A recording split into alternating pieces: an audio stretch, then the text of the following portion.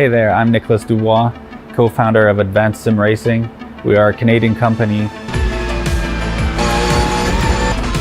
So what we did here today is for a real petrol head. He's really passionate about cars, as you can see behind me. We did a turnkey solution for him based on his needs. We try to gather as much information as we can on our client, and like we did today, we install a D-box system, we install ultra-wide cube control steering wheel. We try to provide the best quality for your budget. So let's say if you want a budget of 10 grand, we're gonna give you something that's the best for 10 grand. If you want 20 grand, then we always try to stay within your boundaries. We do try to make it as easy as possible. So the client, once we install everything, it's pretty much gonna be a turnkey. So he's gonna press start on his computer, and right after we'll try to explain everything, how it goes, how it works, and then he's ready to go. Our aluminum is from USA, treated in Canada, cut in Canada. So we do sand all our aluminum piece just to make sure the powder coat sticks to it. And that's one of the reasons why we use powder coat, is to make sure you have the best aluminum finish in the industry. And our quality is beyond what you can get with any other competitors right now. We are really, really passionate about all the gear, all the cockpits, all the sim hardware, and that's why we want to create something that's really gonna reflect our passion into our product. Come visit us at advancedsimracing.com. You can always reach us if you have any questions. You can call us, you can text us, you can go on Facebook, like our page, ask us questions over there, and we'll make sure to answer every questions there is. We are very passionate about what we do, and we try to make it as easier for you to go into the sim racing world, because there's a lot of gear, there's a lot of options, but let us guide you through your process, and let's hope you'll be an Advanced Sim Racing customer.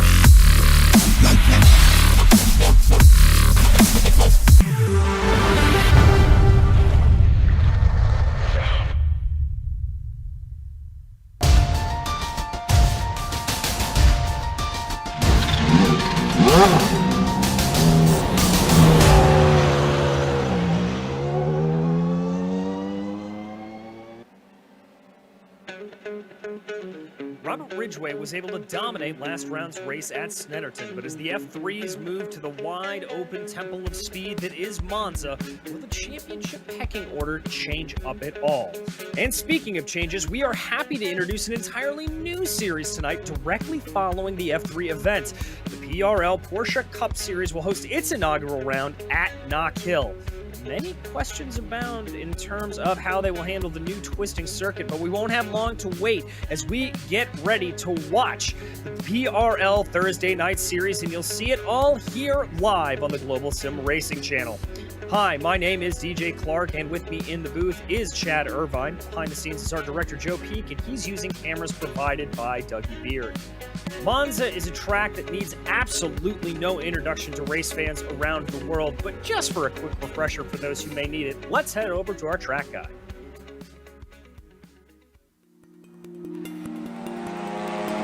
Welcome to Knockhill Racing Circuit.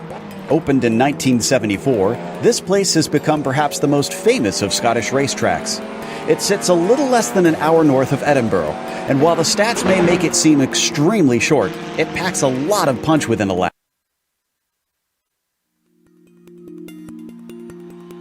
Welcome to Monza. This track has a major place in racing history, not just for the legendary races, names, and cars that have been here, but because it was the third purpose-built car racing circuit in the world. It's often discussed and reverenced among fans, and especially by Italians, who have nicknamed it the Temple of Speed.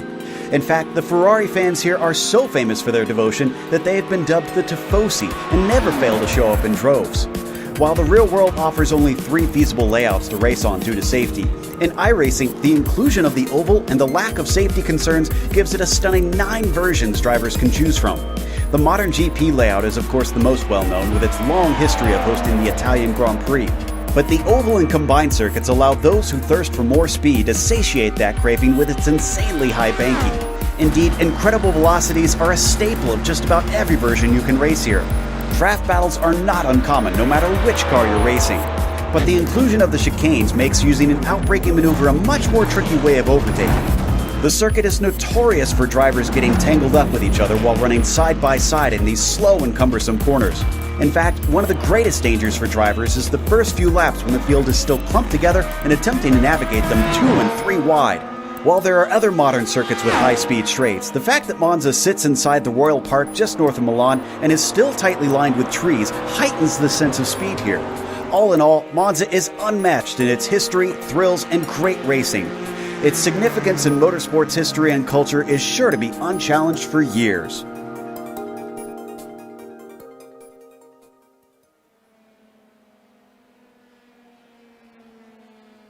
Well, Chad, open wheel cars are no stranger to this place, but how are these Formula 3s going to handle it out here today? Oh, it's going to be a handful. This 3.6-mile course with 11 turns always puts on some great racing, and when you're looking at these chicanes that they have to run through, it makes for some very interesting racing. Lesmos are going to be fun to watch, but there's always some great passing zones, and it's going to be all about keeping in that draft. It's oh so important here, and it's going to be important when you hit that pit stop. Make sure you have some drafting help as well to make sure you don't lose too much time. Indeed. Well, we will have to keep an eye on that throughout the broadcast. But before we get into the nitty-gritty, we'd like to thank our sponsors for tonight's race. Our broadcast is brought to you by ASR. Owned and operated by passionate sim racers, Advanced SimRacing designs and builds the sturdiest and most durable aluminum profile racing simulation cockpits available on the market today. Visit them at advancedsimracing.com. It's also sponsored by RaceLab.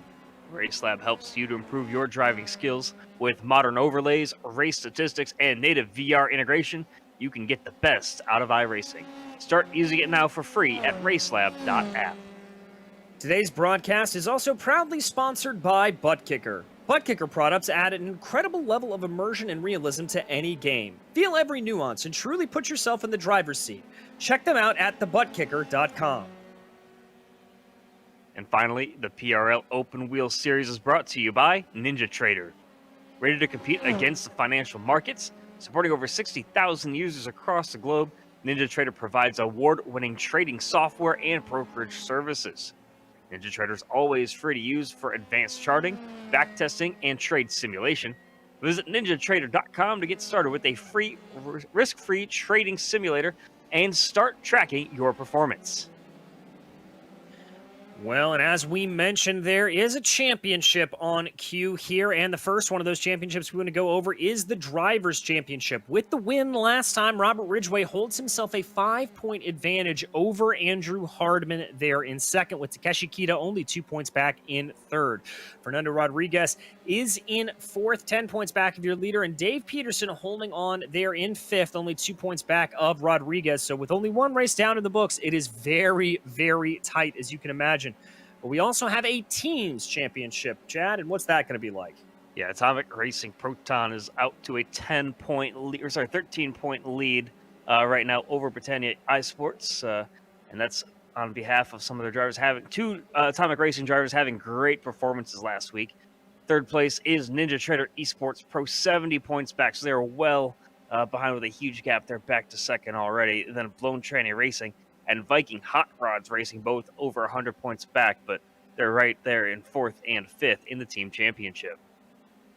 Indeed they are. And we also have today's race details. It is the second of 10 rounds here in this Formula 3 series. It'll be a 24-lap race with standing starts and open setups, which is very, very crucial around here. You're going to want to trim these cars out as much as humanly possible to get as much speed as you can down the long straights. There is a drive-through penalty that you can accrue at 13 incidents and a full disqualification at 17, but there are also bonus points available for pole, fastest lap, and 3 incidents or less. Drivers are currently out on track right now, working for one of those bonus points, and that is pole position.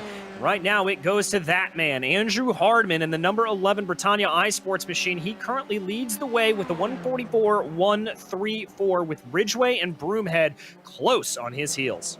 Yeah, and you see Hardman right now just behind a couple of other drivers to try to get himself as much of a slipstream as he can throughout this lap. That as much as you're wide open on the throttle around this track, definitely makes it all the more important to have some sort of slipstream. I don't know that it's gonna, with how far behind he is at some points, I don't know how much it's gonna play into it, but he's hammering those curbs, and there you see a driver doing the smart thing, getting out of the way. Hardman says thanks over the radio as well, and he's working on a flyer right now, trying to improve on his 0.2 of a second lead over Ridgeway.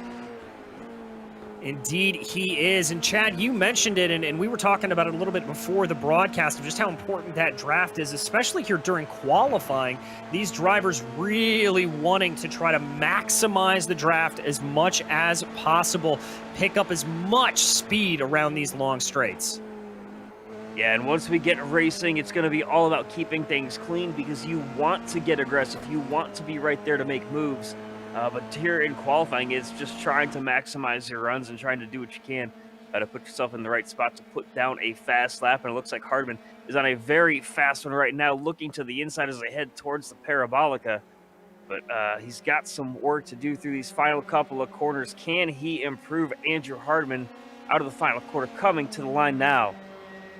He was green through Sector 4. Let's see if he can get it through Sector 5. No, he's going to be about 0.5 of a second off. So he's got a little bit more time to try to wheel that back in with about 6.5 minutes on the clock here. Ozzie Milwane, good to see him up as far as he is. He currently rides in 6th place position. He is leading a little bit of a train right here as they go down into the Parabolica. Such a crucial corner, Chad, and so easy to get wrong.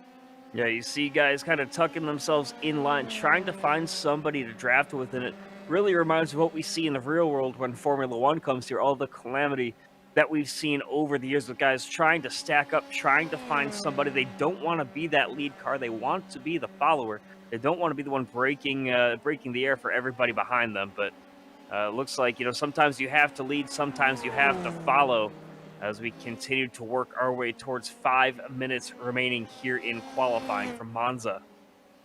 Indeed we do. There is Greg Doucette there in the background for the Throttle Thursday team in the 85 machine. I love that livery on those cars. Waiting to see if there are any more coming around. Doucette looking like he is on a pretty quick lap here. So let's see if he's able to improve. Team makes his way around that final corner, coming in, trying to beat that 145. Oh, off of it by just 0.1 of a second.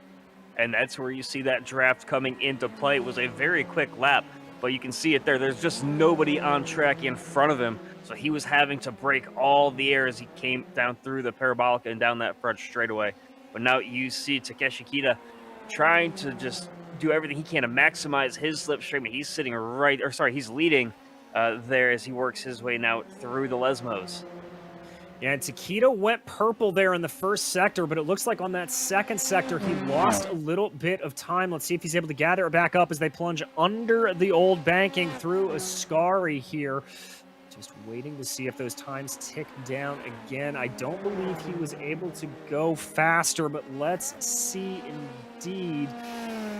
Yeah, I think he may have gotten held up a little bit there. That's Christopher Richards ahead of him. Now, this pole is going to be very, very crucial for him. He's going to want to get a good draft down the straightaway. This can definitely help Takeshi. It's all about timing with these drafts. You don't want to be following too close behind and run the risk of getting blocked up and checked up, but you need to get full effect from that air, that car pushing the air out in front of you.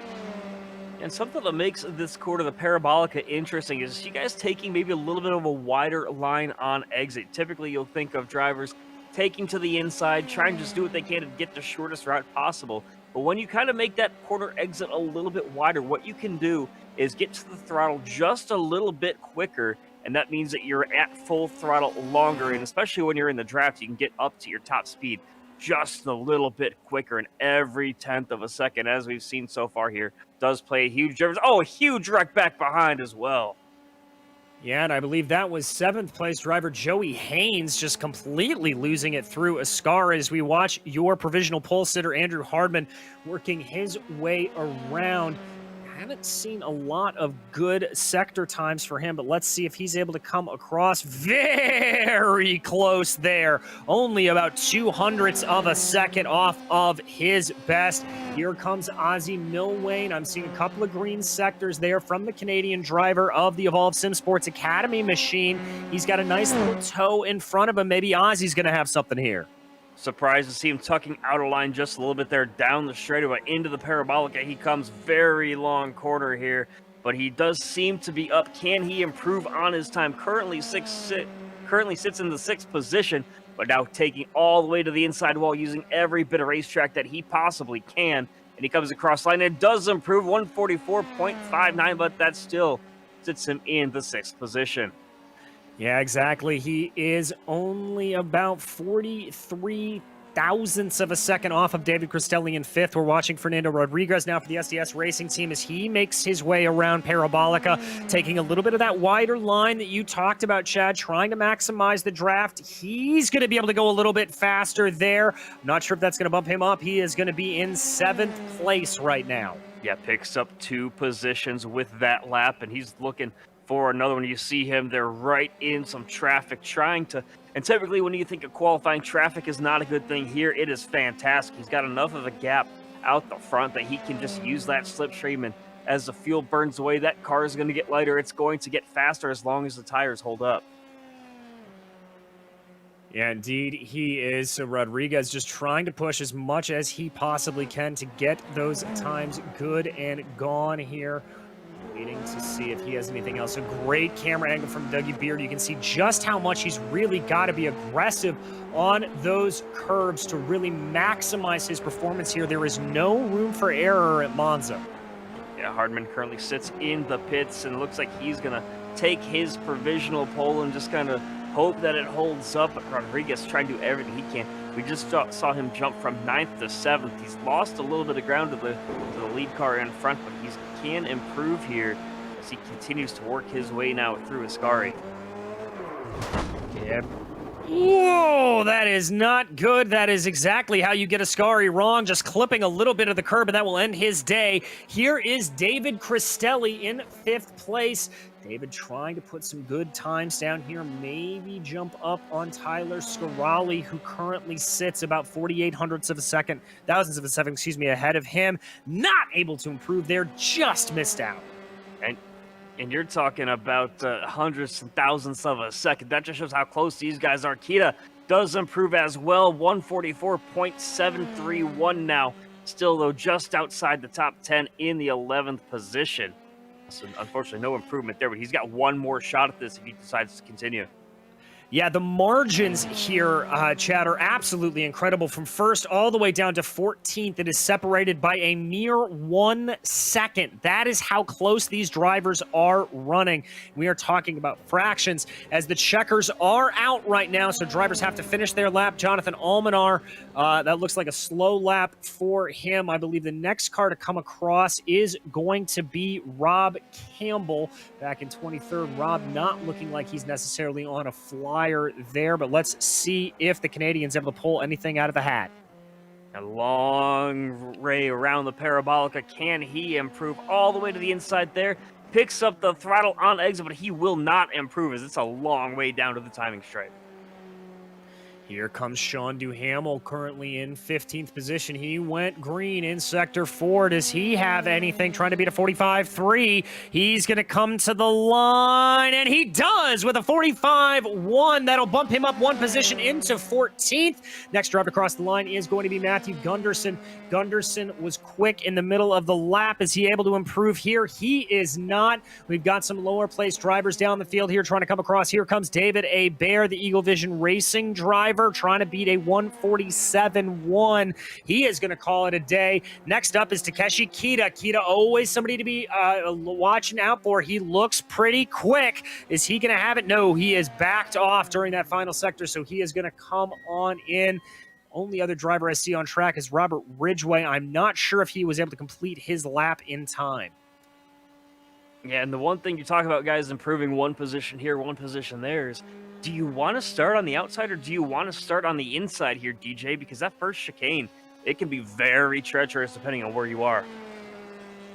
Can indeed. Robert Ridgway going to the line, but that is going to be a slow lap for him, and that is just about going to wrap up qualifying here at Monza. A very, very close affair. First through 14th, still separated by a second, and it takes us all the way down to 30th for it to be 2 seconds. Incredibly close here. So, with that, we can go ahead and bring you the provisional starting grid here for the Formula 3 race at Monza. Starting off in pole position, it will be Andrew Hardman, followed by Robert Ridgway, with Michael Broomhead and Tyler Scarali behind them in row 2. Row 3 is David Christelli and Christopher Richards, followed by Ozzie Milwain in 7th, Fernando Rodriguez in 8th, and Joey Haynes in 9th. Stephen Ritters will round out your top 10. And in the 11th position, it's going to be Takeshi Kita. We talked about him all through qualifying, put up a flyer at 144.7. Then Nick Horvath on his outside, led by Richard Swindells and Sean Duhamel. Jonathan Almanar and Devin Lamke make up row number 8. Row 9, Craig Doucette and Colin Heffernan, with Matthew Gunderson and Donald Olson wrapping up the top 20. In 21st, it's going to be Tyler Gore, followed by Dave Peterson, with Rob Campbell and Brad Miller in row 12 behind them. Calvin Lee will start off in 25th, followed by Nicholas Kariangas in 26th, with Johnny Luna 27th and Nicholas Colander 28th. Row 15 is going to be Phil Amaro, and Adam McDonald rounds out your top 30. 31st position is going to be Eric Evans, followed by Daniel Barnett on row 16's outside, and David Hebert and Brian Hoskins. And starting a shotgun on the field 31st is Julien Huard out there lonesome in row number 18. All right, as we mentioned, it is a traditional standing start here at Monza, so very much what we are used to, but that means that things are going to get very, very narrow when we get down to this first chicane. We often see a kerfluffle or two take place there, just waiting for Robert Ridgway, it looks like, to grid up right now. He is the only one I'm seeing. A few more down the field right now. Hoskins potentially also not gridded as well. But this is going to be a fast and fierce run. Remember, 24 laps. It's not a timed race. It is 24 laps distance. As we get ready to get going here, still waiting for Robert Ridgway to grid up. He's got a few more seconds before we see those lights start to turn on. There is Ridgway on the grid. Here come the lights. We're ready to go racing. 1, 3, 4, 5. In there go the lights, and here comes the thunder. It's a great getaway for Andrew Hardman, who's able to pull up behind the field. Not as good for Robert Ridgway, as that's going to be Tyler Scarali looking to the inside, trying to find something, but it's going to be 2 by 2 between Broomhead and Ridgway as they go down into turn 1. That is now Ozzie Milwain trying to take a little bit of a look. Oh, what a great move by Michael Broomhead! Caught Andrew Hardman napping, and now they're going to be side by side going into the Curva Grande. Broomhead got a fantastic jump off the start, tried to improve from third up through the field before they even got to that first chicane, but he is already out in front now. Can he continue to move as Hardman now looks to the outside? It's going to be the inside as we get to the chicane. He backs out. Exactly, and that's Robert Ridgway just stalking in behind. Another big danger area though up there. I believe that was Rodriguez we saw getting on by. Car off in the back. I believe that's Takeshi Kita. Kita off in the back in a big kerfluffle. Many cars around. Tyler Gore looks like he's involved as well. A lot of cars stationary. Nicholas Kariangas as well. And I don't see much damage to the car of Kita. I don't know how much contact he was involved with, but he definitely did get off the track as we just saw, but continues on and seems to be okay. We got some guys up at the front. Broomhead still seems to lead the way, but it's still Hardman and Ridgway right there with him. And Ridgeway's got to watch out for Ozzie Milwane here. Ozzie looking very, very strong. You saw him poking his nose this way and that. Some connection issues there for Michael Broomhead. That's not going to make him feel good, but here comes Ridgeway, poking his nose to the inside on Hardman. He's going to try to take him through the parabolica. We look out the back of that rear wing of Michael Broomhead, and he's got him. And now Ozzie Milwane looking to make it 1 for 2 on Andrew Hardman. Milwane with a fantastic start up from 7th, now into 4th, looking at 3rd, and they almost went 3 wide. They're working their way down the front straightaway. They're going to be 2 wide there between Ridgeway and Hardman going into turn number 1. Oh, keep it together, boys. They managed to do so. Ozzie Milwane still hanging back there in 4th. Hardman holds on to 2nd as Ridgeway keeps 3rd. They're literally exactly where they were when this lap started, but now it looks like Ozzie Milwane trying to make a move around the Curva Grande. No, he's going to think better of it and line back into line. Maybe take a look here into the 2nd chicane. Yeah, Ridgeway got a terrible exit out of that first chicane, and then Milwane tried to make the move on him there, could not do it. And it looks like Ridgeway is just using all the track trying to keep Milwane at bay. But Milwane now peeking to the inside, and he's going to go by clean in Lesma 1. And that is not normally an area you see a lot of passing done, so good heads up there from Ozzie Milwane. Moving on to the championship leader of Robert Ridgeway.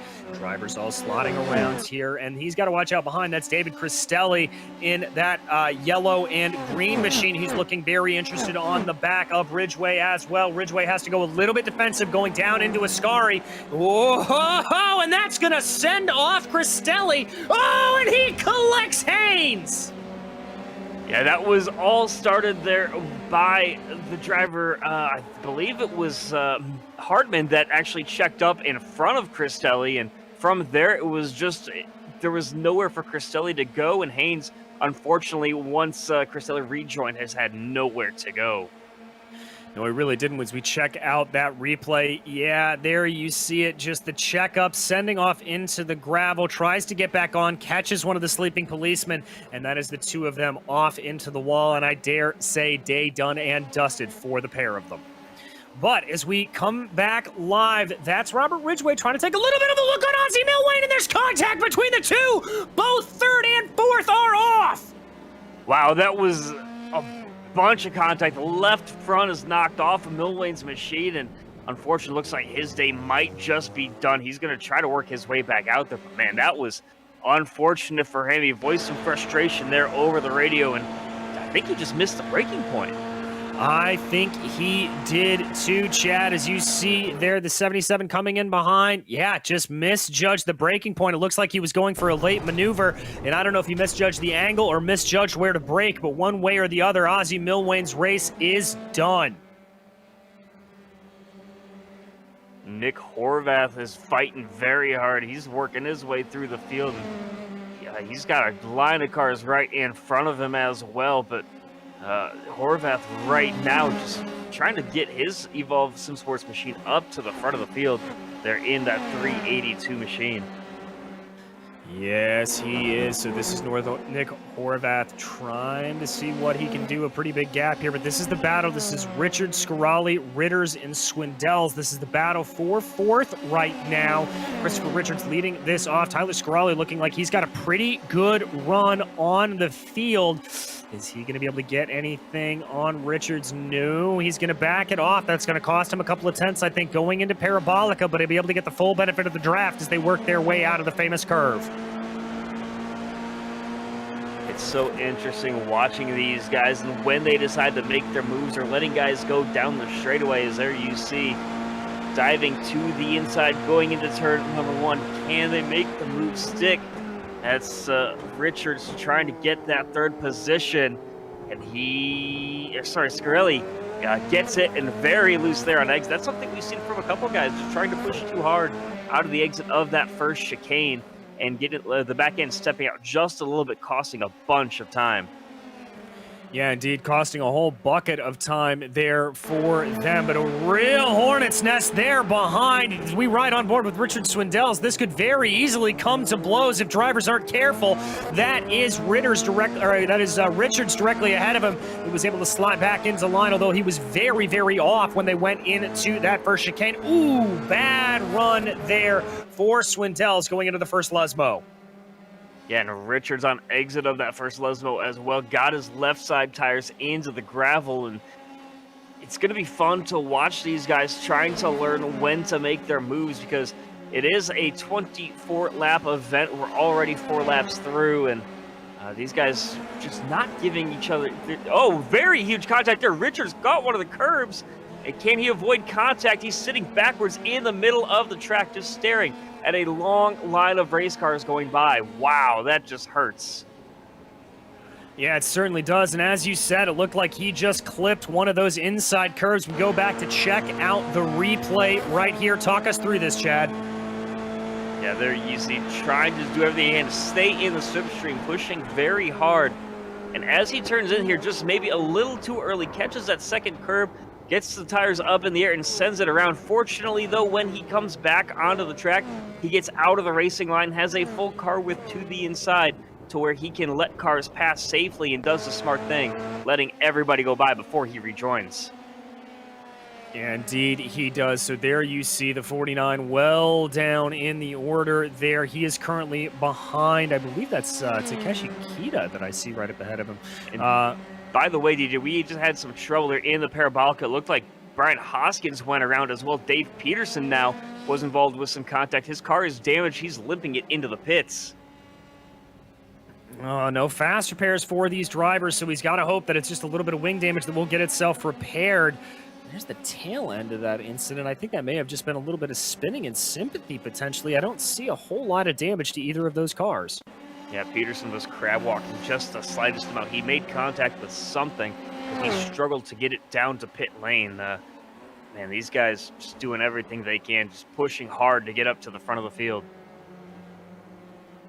Yeah, they certainly are going for it. And 2 more drivers, 3 more drivers. Oh, that's the replay. There it is as they go around. Yeah, that looked like a little bit of incident fixation, I think, that just sent everybody out and around. Ooh, as I just saw Sean Duhamel making an excellent pass on Rob Campbell going down to the very end to Ascari. But this is the battle for the lead. There, we've got this big train. This is Rob Campbell right here. As he is taking a little bit of a look. Everybody trying to get that's Heffernan trying to make the move on Campbell right now, and he's got it.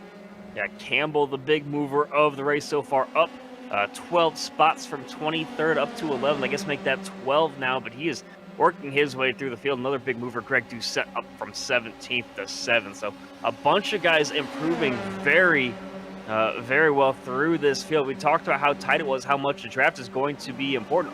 3 wide there into the chicane, thought better of it though, and man, that was a gutsy move there, especially on lap number 6. It was indeed, and Duhamel able to keep Heffernan at bay for now, but Heffernan now looks like he might be under a little bit of an attack from the number 8 machine, or that's Duhamel rather, maybe under attack from the number 8 of Heffernan, trying to go around the outside of the Curva Grande here. That will become the inside line for Heffernan. Let's see if he's got it later on to the binders, and indeed, move done. Little bit of a big chunk of the curb there, but he's able to be okay. And that's one of those things, catching those inside curbs, especially in the chicanes. You can do it once or twice and get away with it, but if you get it just wrong, it's going to throw the car all out of whack, and definitely going to be a struggle if you catch it wrong and there's cars right behind you. Indeed it is, as we continue to focus here on that battle. That is Heffernan holding off to Hamel right now. Heffernan has about 9/10 of a second up the road to Rob Campbell. That's him right there on your screen. You can see if he can try to go in. Behind Heffernan, though, that's Duhamel and Almanar. So a big train starting to really develop out here. That's a lot of what we're seeing today. Yeah, not missing much up front. Broomhead has 6/10 or so on Hardman. They've got a 5-second break back to Fernando Rodriguez, who started in 8th up to 3rd, and Hardman just set the fastest lap of the race. But man, these guys, wow, those front 2 are just pulling away at the moment. Yeah, they really are. The gap about 4-5 seconds right now, as this is Almanar and Heffernan in an absolute drag race that Almanar looks like he is going to win for now. Duhamel may be trying to fight back a little bit on it, trying to get it going. Is he going to be able to make it work? Almanar has to make it go the long way, and Almanar's got it with a big wiggle from behind. Yeah, that big one, you saw him shoot all the way across the left side of the racetrack, and We've seen that from a couple of drivers so far, but he's going to only lose one spot because of it. Let's take a look here at the replay because that was a gutsy move. It was indeed, and Sean Duhamel doing a really good job here to try to fight back on it. You see a little bit of the fade there from Jonathan Almanar. Duhamel diving it down to the inside, trying to make it work. Just very good stalwart defense from Jonathan Almanar. This is one of those tracks that's so hard to defend because of how much draft is available to these drivers. But you know, once you kind of figure it out and you get a couple of laps under your belt of defending, it's a big flip of the switch from qualifying to racing here. In qualifying, you want to, you know, give somebody a draft slip. Maybe next time around they'll give you one. But now that you're in the race, it's I want to stay in front of you as best as I can. So we still work our way now. Lap number 7 out of 24 here from Monza. Indeed, I can't believe we've already got 7 laps in the book here as we continue to work our way around some good drafts starting to develop back in the pack. Diving down into Parabolica as this is the battle for the lead. Michael Broomhead still continues to lead over Andrew Hardman, but that gap has come down a little bit. It was as big of about 9/10 of a second. Hardman's been able to pull it in to about 7/10. Yeah, and I mean, as long as you're within about a second, you're within slipstream range. It just depends on how their setups are tuned and where you can kind of make up the time and you know where you have the time advantage upon drivers around you. Because even if you're losing time in the corners, as long as you're within that slipstream range, you have a shot to make up ground. As there you see through the Lesmos, he makes up about 2/10. Hardman does on Broomhead. He's doing everything he can to get back into it. Both of these guys, so they've kind of stabilized back to Rodriguez, who's about 5.5 seconds off the pace. Yeah, so they're going to have to see what they do. Now, remember, these two are Britannia iSports teammates, so that may be a little bit of strategy coming into play here as that gap just continues to hover at about 7/10 of a second. Hardman not really looking like he's pushing too hard, Chad. He's keeping it within the lines. He's not really overdriving the car, just doing what he needs to do to keep the car where it is. Yeah, and making the most of it for these two teammates. Last time out, it was two of the Atomic Racing guys who finished in the top 3, and this time it's going to be trying to be Broomhead and Hardman, two teammates for Britannia iSport, trying to cut into that points gap in the team championship as well as the drivers' championship for Hardman. So these guys doing everything they can just to try to pull away, and there's a little further back in the pack, almost dived to the inside of the Parabolica. That's Calvin Lee, name that we haven't said much here on the broadcast so far tonight, but Lee right there behind Duhamel. Oh, indeed. There comes that draft train poking his nose out to the inside. Calvin Lee looking like he's got that move done. He's just got to make sure he lines it up, gets ahead of him in time for the first chicane. Duhamel able to back off on the brakes, and that is a clear-cut pass for Calvin Lee. Very aggressive over that inside curbing on the first part of the chicane for Calvin Lee, but he got the pass done, kept the car under him, and trying to do everything he can. It's not going to be easy to pull away, though. We've talked about the draft all race long. You can't just say he's going to set the sights on the car in front of him because he still has to fight that car of Duhamel right behind. Indeed, he does. As we jump you around here, keeping an eye on that battle. Duhamel not looking like he's going away. As you said, Chad, that draft really helping him out. Even a little bit of a poke to the inside there, trying to see if he could scare him off going into the second Lesmo. Didn't really work, and he keeps poking his head out there at the exits of corners. I've got to think he'd be a little bit better served by just holding up behind in that draft the entire time.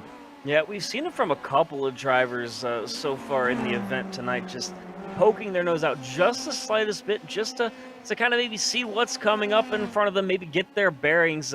When you're right behind somebody, nose to tail, you kind of just have to have blind faith. But when you have a little bit of a gap to give, you're A-okay to just kind of poke your nose out just the slightest amount, kind of get your bearings and make sure that you can take advantage of whatever mistakes that they make in front of you, because you don't want to fall victim to somebody, as we've seen a couple of times. If somebody makes a slight mistake in front of you, you could plow into them or have to check up and make a mistake of your own. Oh, and we have got to jump up to the battle for P8 right now. This is Greg Doucette, Nick Horvath, and Rob Campbell. Absolutely 3 wide going into the first chicane. Come on, boys, keep that together. Oh, but there's the contact. Oh, my goodness gracious. All 3 of them, and we've got a full-on track blockage. Yeah, Rob Campbell plowed into that one. The unfortunate victim there right behind, and Doucette takes the tow back to the pits. Let's take a look here at the replay because, wow, you cannot be making that move this early in the race. We're not even to halfway, and they're trying to send it 3 wide in the chicane. Yeah, they really were, and I thought there that it was going to be okay. Then they come into the corner. Yep, there's a little bit of a turn in. You see the checkup, and then because of that late apex and just plowing into the back, bink, bonk, boom. Oh, just total track blockage, and that is the exact sight you do not want to see here at Monza. Yeah, and I believe it was Rob Campbell there that flew in late on that one. It's unfortunate for him because he kind of should have seen that one coming. There was the gap, or you saw the guys 3 wide, 3 abreast, and you knew that they weren't going to be able to make it completely clean. Something was going to have to give. Unfortunately, he fell the victim of circumstance. He's lapping fairly slowly right now. Working his way now finally to Ascari, but man, he is just well off the pace. Yeah, he certainly is. We've got another little battle here as this is Matthew Gunderson, Robert Ridgway. Whoa, somebody off in the background. I believe that was Sean Duhamel. Sean Duhamel off in the background, suffering some damage coming through Ascari. Let's take a look here at the replay because that was interesting. He didn't clip the inside curve. He was trying to, I think, avoid the slower car, and the again stepped out on him. I'm not really sure what happened there. Yeah, I think that was a little bit of fixation, but a little bit of incident fixation and just not exactly having it. But yeah, so a heartbreak there for him. This is the number 12. This is Fernando Rodriguez, currently riding around in 3rd place right now. Tyler Scarali doing a good job to dog his footsteps. He's about 1.2 seconds behind, trying to see what he can do. Scarali, a stalwart here in the Formula 3 series. We have seen him year in and year out. He is one you've got to watch out for, Chad. He likes the high side. He likes going around the outside. That's kind of a move that we've seen him perfect over the years. Yeah, it's one of those moves where if you're comfortable with it, you know how to pull that move off. You're definitely going to be, if you can pass on the outside, you can find a way around on the inside. And it's one of those skills that just, it takes patience and you have to perfect it. But he seems very comfortable with it. Adam McDonald, by the way, further down in the field, had a self-spin through Parabolica, but he seems to get the car back rolling. He continues on. So no harm, no foul there for McDonald. Just a couple of places to hurt his pride. But overall, these guys up at the front of the field really doing their best as they continue to lap fairly quickly. But the lead right now for Hardman still is growing once again back to about 0.8 of a second. And we focus in on P9. This is Calvin Lee being chased by Nick Horvath. Horvath running a little bit wide on the exit of Parabolica, trying to get on that throttle a little bit early like you talked about earlier, Chad. Here he comes, tucking back in the draft. He's going to poke out to what will be the outside of that first corner, but that overspeed, I think, is going to make anything sort of negated there. And we have our first scheduled pit stop. That's Johnny Luna coming on in at the exact halfway point of the race. That's a car stop there. That's Robert Ridgway. Yeah. Ridgway had some damage earlier, remember. I think he had to come on into the pits. He is a lap down, so just getting out of the way for everybody there. That's an interesting place to get out of the way. I think that if you were going to want to do that, you'd probably want to stop a little further back because it was really close to the turn-in point for that corner, but it didn't hurt anything too seriously there, so I guess he can get away with that. Yeah, indeed, as we check back here on that battle, Nick Horvath starting to pull away from Calvin Lee to the tune of about 0.9 of a second, but Matthew Gunderson behind him in that yellow and green machine. Gunderson looks like he's closing in on the back of Calvin Lee. He's got that gap under 0.5 of a second as they make their way down the hill. Jumping back over here to Takeshi Kita, who's making a move on Devin Lamke. That's going to be the long way around to Scari, and that is the Takeshi Kita we sing about around the campfire. A brave overtaking maneuver, working his way back up forward from that early damage. He is up into 12th place. A fantastic move. Let's take a look at the replay of that move, because he set that thing up through the Lesmos and had a fantastic run. So here's a look at it. Well, this is back at the start. Sorry, this is the instant that he was involved with early on in the race as they head their way towards the second chicane. And just you see how much catastrophe there is very late on the brakes. Cuts that corner and oh, just the back end snapped out on him. Yeah, I'm not sure if that was a full snap on him or if that was just a little bit of ghost contact maybe that got him around, but one way or the other, he found himself in the gravel trap, and so he has been having to do a big recovery drive to work his way up forward. We'd have a couple of more drivers down pit lane. Calvin Lee, Donald Olson, Matthew Gunderson, Tyler Gore, all coming down pit lane for scheduled maintenance. There you can see the 413 of Donald Olson exiting. I did not see any of these guys taking tires. That's not entirely surprising. It's only about 86 degrees Fahrenheit on track temperature right now. This circuit, not exactly known as one of the highly abrasive ones on the iRacing service, Chad. By the way, Matthew Gunderson with a very long stop. Everybody else is between that about 7 to 10 second range. Matthew Gunderson was in his stall for 45 seconds. I'm not sure that something might have happened on a stop. Maybe he had a pit speeding on entry penalty, but that was a very long stop. Yeah, it was indeed. So Gunderson falling well down the order here. I have him currently scored at 21st. That's a hard break for him.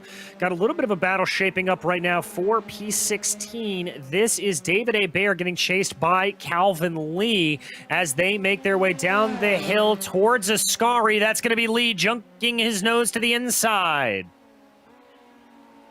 Still side by side as they get closer and closer. And a bear very wide. They're almost lost the back end, but kept it under him. And fantastic move there as Calvin Lee continues to hold on to the 14th spot. Yeah, indeed. So Lee's able to get himself back forward, and these pit stops have really separated out the field a little bit. Now, we do have a lot more to come here. A lot of your leaders, indeed your top 14, yet to come down pit lane. Believe it or not, the closest battle on track is for the lead. Michael Broomhead and Andrew Hardman still continuing to play chicken here with that under 0.7 of a second gap. Now it's holding at about 0.5 of a second between the teammates. Yeah, it's one of those seesaw battles. As now it's under 3/10, or it's at 0.3, and you know I think that they're just kind of logging laps right now. I think that Hardman might just kind of have some team orders here and maybe trying to save some fuel for his teammate, as there is a mandatory pit stop. But the shorter that you're stationary down pit lane, the faster, of course, your stop is going to be. And Hardman now diving to pit lane, did everything he can to just kind of cut into that deficit. And there you see him taking his way down pit road, and Rodriguez down as well behind. Yeah, so those two deciding to come down. I'm not seeing a whole lot of the other leaders, but we're going to ride on board with Andrew Hardman as he comes down, comes to stop in his box, not taking tires here by the looks of it, and indeed a 5.3 second stop in and out. Behind him, it also looks like Swindells and Almanar Horvath also coming down pit lane, so we're nearing the end of that pit stop window. Yeah, Heffernan came down as well, so I think that mostly is either Lamke down, Richards down. So just about everybody came all at once. Amaro down pit lane as well. So looks like there's about 5 guys that have stayed out so far. I think that most of them are going to have to come down within the next lap or so. David Hebert as the last car out there that has not come down pit lane yet. So these guys kind of just trying to play the strategy with some of them pitting earlier than others. But still, looks like just about everybody got away without a penalty on that one. And I'm going to have to assume that's what will happen to Gunderson with his very long pit stop. Yeah, that would be the thing that makes the most sense here. So the drivers who have not stopped thus far, Broomhead, Scarali, Ritters, Kita, and Miller. Those are the only drivers that I am seeing right now that have not come down for their scheduled service. We anticipate them in on this lap. Here comes Michael Broomhead right now as he comes around Parabolica, getting his way down, and he indeed will come into the pits. Now, Andrew Hardman is just making his way out of Ascari right now. Looks like your leader, Michael Broomhead, was able to get the car woed down to pit speed limit, and now it's just all down to the virtual pit crew. Yeah, and he's just now into his box. We wait to see where he cycles out, because Hardman just now crosses the pit entry line as Broomhead is working his way out of the pits, trying to work his way back up to speed. Where do they cycle? It's going to be, I think it's still going to be Broomhead as they get down to turn number 1. It is. Yeah, it's going to be Broomhead. He had a very, very quick stop, 4.8 seconds compared to Hardman's 5.5. That is one of the quickest stops we have seen today. The other one belonging to Steven Ritters, who only had a 4.8 second stop.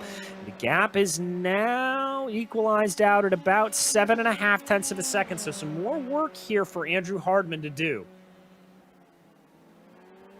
Yeah, and I mean, that gap is pretty close to what it was before they came down Fair Road. I think that Hardman did make up a little bit of ground at the end of that run, but you know, how do these guys fare on these tires as they continue to work their way around?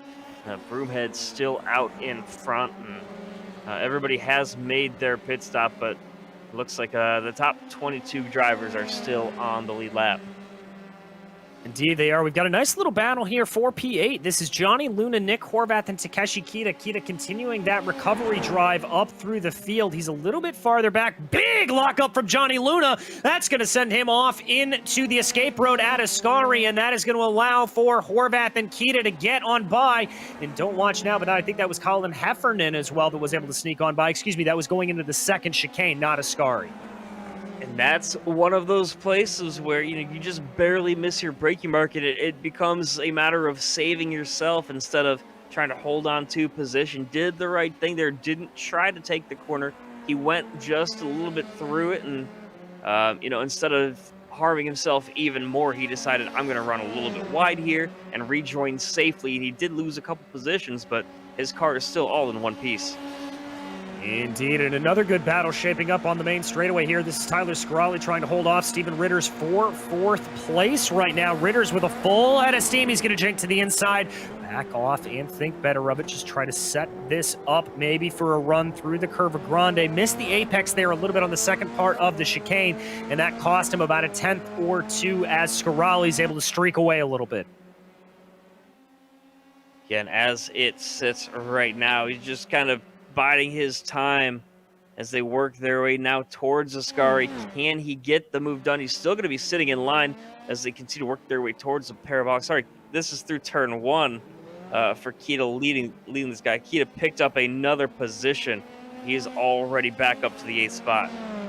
He is indeed. Remember, he qualified down in 11th, so he is up on the day here, which just shows you the good racecraft out of Takeshi Kita. That man always continues to impress. Is Horvath going to think about maybe trying to fight back? No, he is not. He is going to back off that car and not make the move into the second chicane.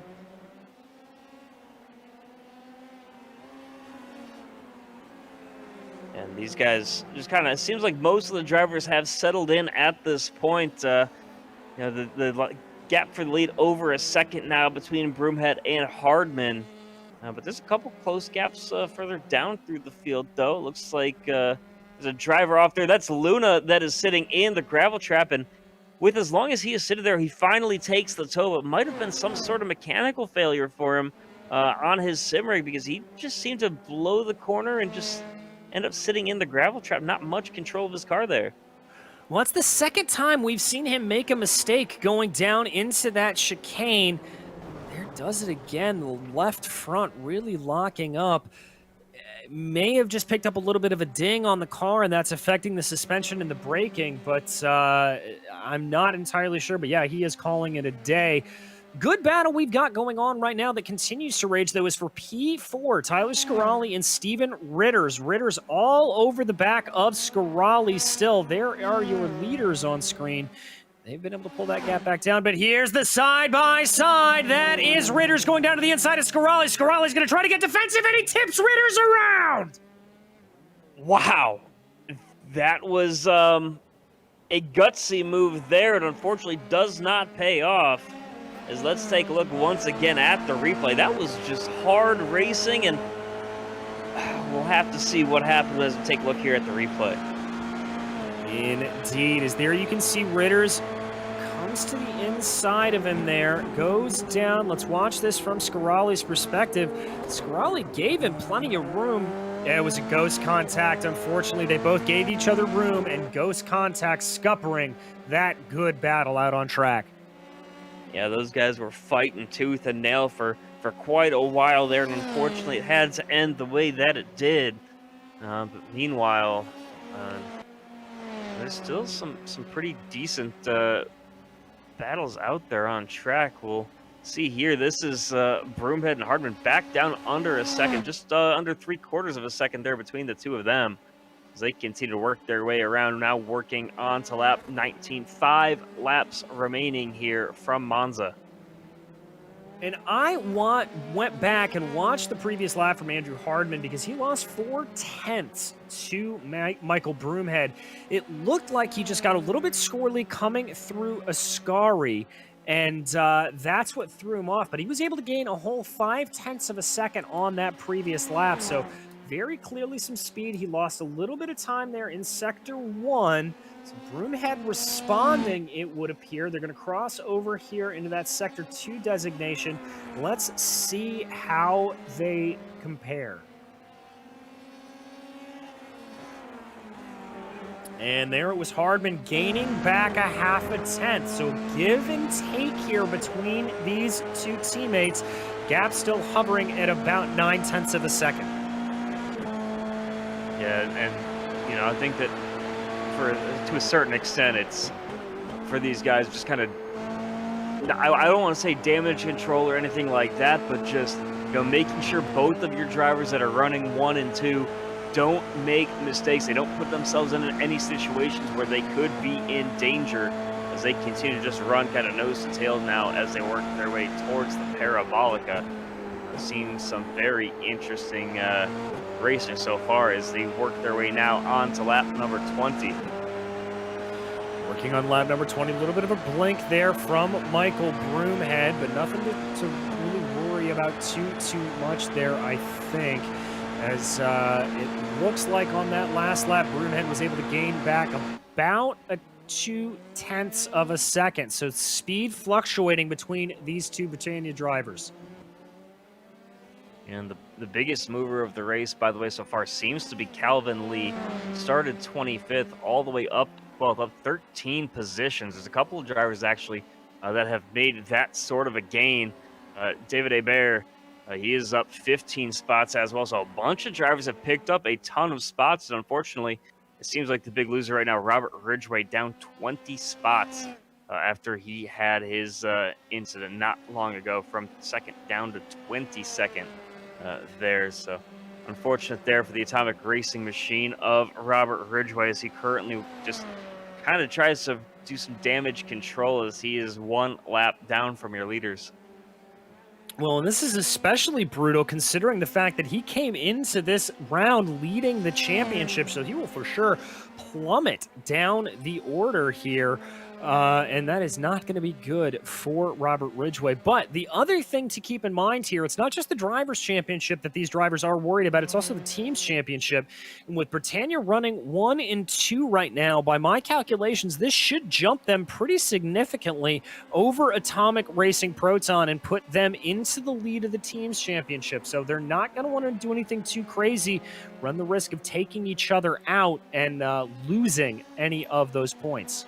Yeah, they came in 10 points behind Atomic Racing Proton, and think that they're definitely going to be well ahead after this. The only question then becomes, where does Atomic shuffle out as these guys continue to work their way around the track? And just look how close your two leaders are. They're going into turn one very late as Hardman on the brakes, but he's going to stick right in line there behind his teammate. And these guys continue to work their way now down through Curva Grande, down towards the second chicane.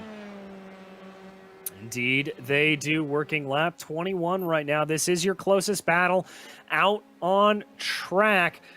Hardman closing in a little bit more. He was able to gain 0.3 of a second on that last lap, so certainly starting to close in and starting to put some pressure to his teammate, but Broomhead looked like he was able to gain there through the second chicane and through the second Lesmo, gain back a little bit of time. Indeed, gain back 0.3 of a second on those couple of corners. Yeah, and it's so interesting just watching the timing between these two guys, because it'll grow to 8, 9 tenths of a second, then it just closes down. It just almost down to nothing, it seems, but they continue to work their way around. And there's a huge problem there. That's the 25 of Calvin Lee, well off the pace, and he's lost a couple spots there, maybe serving a slowdown penalty. We'll have to see. Here's a look at the replay, seeing what happened there to Calvin. All right, so he's way off to the side here, goes down into braking for the first chicane. Yep, that is a slowdown penalty. Just completely and totally missed that first chicane, going through the bollards, and then again going through and getting that slowdown penalty for Calvin Lee.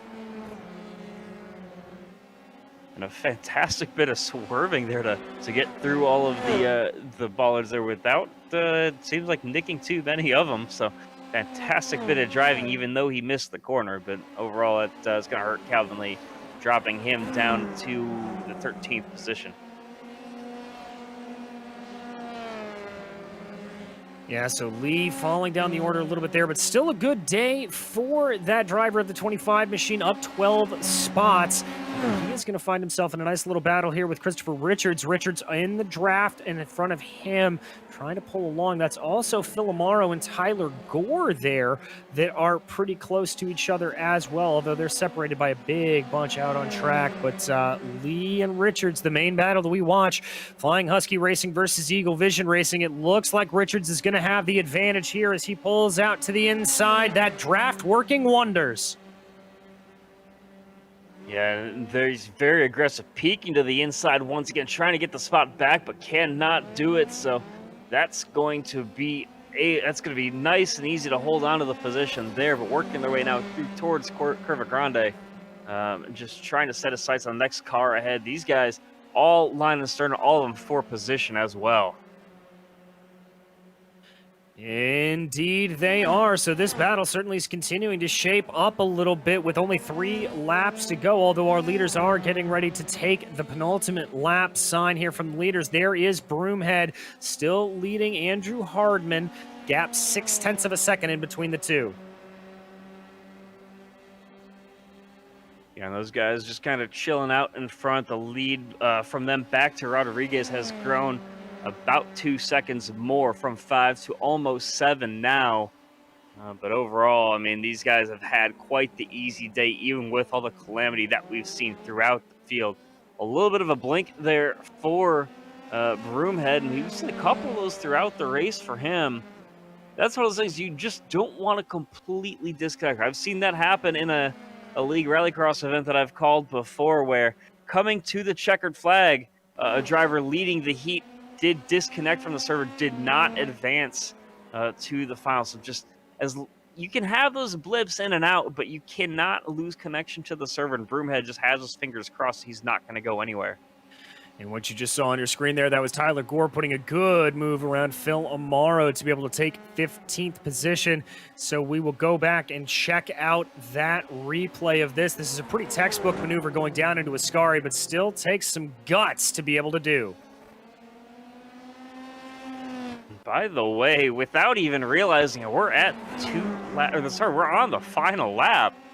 These guys are just blowing through this event. Wow.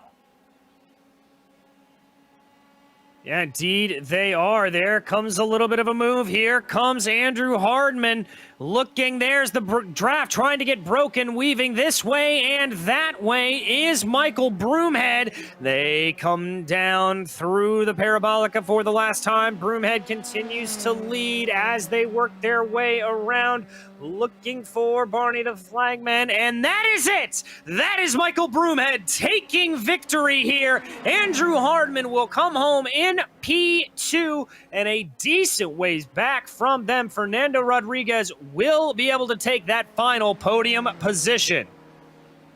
A fantastic bit of racing between those two as guys continue to work their way across the line as Allman now works his way through the parabolica. Yeah, indeed, and there comes Jonathan Almanar taking home that 7th place position. Behind him, Takeshi Kita doing a great job to come home in P3. We watch some of these final stragglers coming across the line, those who are still on the lead lap. That is the 49 machine of Christopher Richards. Calvin Lee right ahead of him. Richards crosses the line. Lee crossing the line right behind him. And now it is time to take you through the unofficial finishing order here at this Formula 3 race at Monza. Taking the win, as we said, it was Michael Broomhead, followed by Andrew Hardman, with Fernando Rodriguez and Tyler Scaralli in P4. Stephen Ritters was 5th, followed by Richard Swindells and Jonathan Almanar behind him, with Takeshi Kita 8th, Nick Horvath 9th, and Colin Heffernan rounding out your top 10. And in the 11th spot was the number 31 of Devin Lamke, followed by Brad Miller, Christopher Richards, and Calvin Lee there 13th and 14th. Then Tyler Gore takes a 15th spot. He's going to be followed up by Phil Amaro and Matthew Gunderson, followed by David Hebert with a fantastic drive from the back of the field. Then Eric Evans and Greg Doucette wrapping up the top 20. In 21st position, one lap down was Brian Hoskins, followed by Robert Ridgway with Daniel Barnett in 23rd. Nicholas Collender was 2 laps down, followed by Joey Haynes, who was 3 laps down. Johnny Luna, 5 laps down in 26th with Nicholas Carandis, Donald Olson, Adam McDonald, and Rob Campbell rounding out your top 30. And there you see the rest of the results with Sean Duhamel, Dave Peterson, Ozzie Milwane, and David Christel all finishing multiple laps down as well. So those are your results for race number 1 here on the night, but we've still got more racing to come. We do indeed, as we wait here for a second to see if any of our winning drivers are going to be able to talk to us, because we definitely would love to talk to them as we get ready to switch over to those servers. But again, we do have just fantastic racing, Chad. Every time we come to Monza, it never fails to amaze me. Yeah, it's one of those tracks I think that drivers know it so well from the real world that they want to learn it and want to drive it here in the simulator. And what that leads to is just these guys, having fun with it. They know the track. It's right up there in terms of familiarity with drivers, in terms of Spa and Daytona and road courses like that. So, just the more familiar guys with the track, it seems like the better racing that we can get out of those guys. Most certainly, and we do have our 2nd place finisher here tonight, Andrew Hardman, I believe. Andrew, talk about a fever pitch battle between your teammate. It looks like there was nothing separating you that entire time. Yeah, we decided that we have our voices, a voice chat together, so we were talking throughout the whole thing, and we made sure to pull away from those behind us and left the battles to the end. Funny sort of nuances of the race was I thought I had no fuel for the end, so I was lifting and coasting for the last stint, and that really put a damper on things. So right at the end, I figured at the white flag we were ready to race, and I had enough fuel to the finish, but it was too little too late. But it was still an awesome race with Mike, and really happy to do a team 1-2 for us and get some points back on Atomic. Well, I was going to say, was that playing into your mind at all about Team Atomic there in the Teams Championship? Obviously, this is a huge day for Britannia. Yeah, it's a huge day, and also with Tyler in fourth place, that was really good haul of points, and I think it sort of sets the stage for a really good championship between the drivers as well as the teams. Well, I know it's a championship we're very much looking forward to, Andrew. Anybody you'd like to thank for this run here today? Well, of course, Mike. He's our team leader, and he drove a really awesome race. And sort of we were nice and safe. I didn't feel like I was being held up at all today. So big thanks to him. Thanks to Scarali as well for just helping out with the practicing. The whole team at Britannia, and you guys, of course, for putting on a good show, and PRL for putting on such a good series. So thanks everybody. Well, we are more than happy to do it with Racing as Good as That. That was your second place finisher here today, Andrew Hardman. And now, Chad, I believe you have caught up with our third place finisher, Michael Broomhead. Michael, congratulations on the victory. It was certainly an interesting drive with some incidents up at the front early on. You guys had, once you kind of got clear, though, it seemed like it was just a 1-2 battle for you guys as a team. How did it feel just not having much pressure throughout the event? I don't know. I wouldn't say much pressure. I mean, Andrew's supremely fast. He was on pole. I was worried about him the whole time, but actually, he'll tell you all about it. But we were worried about his fuel amount. So really, I was towards the end just sitting within draft range, so I could pull him along and hopefully get him to the end. But thankfully, we didn't actually go to the full distance in terms of time, so he was good. But yeah, I mean, having him right behind was difficult, but at least a lot of the other competitors maybe dropped out for us. I mean, that's a good thing, I guess. Yeah, 2 races into the season, you guys made up some big points there in the team championship. What were your thoughts on that? Because you guys came in 10 points behind in the team championship. You guys definitely made up some ground here today. In all honesty, we were sort of nervous about Monza. It's not really any of our favorites. I mean, it's a fun track, nonetheless. But we worked hard on the setup. We worked hard together with our other joint ventures with Evolve and Flying Huskies. So we made sure that we had something comfortable and solid, and we came away with it. And Tyler obviously up there in fourth as well. So Britannia 1-2-4, not too bad. Hey, congratulations on the 1-2 finish. Anybody you want to thank here tonight? Yeah, of course. You guys for putting a good show on. Mountain Range Marketing, Walden International School, Elisa Light Foundation, my family, and of course Mimi and the girls. And I'll see you guys next time. Yep, congratulations on the win, and best of luck the rest of the way. Thank you, sir. That's Michael Broomhead, your winner here from Monza. Looks like we've got one final interview here tonight. DJ, take it away. Indeed, we do. And through Translator, we have got our third place finisher out here today. That was one heck of a run there, but it looked like you just didn't quite have the speed for the Britannia guys. But how was it behind the cockpit? Fer, tremenda carrera. Pareciera que no estabas a ritmo en carrera. ¿Qué pasó? Buenas noches. Sí, bastante complicado el auto, la temperatura estaba bastante suelto, había nervios, bueno, varias cosas se juntaron ahí. Okay. Yeah, so I didn't have a good rhythm like I had in practice. I think temperature played a role. I was nervous, and there was some traffic to go through at the beginning of the race. Gotcha. Well, are podiums the goal for you for this season? Are we going to see you fighting your way up there, or is it clean and consistent finishes you're looking for? ¿Estás buscando por más podios durante la temporada o tú crees que estás corriendo bien y vamos a ver qué pasa en el futuro? Vamos a darlo todo, vamos a correr, vamos a intentar hacer más points, sumar para el equipo, que es lo más importante, divertirnos, respetar a los compañeros, bueno, vamos a darlo todo.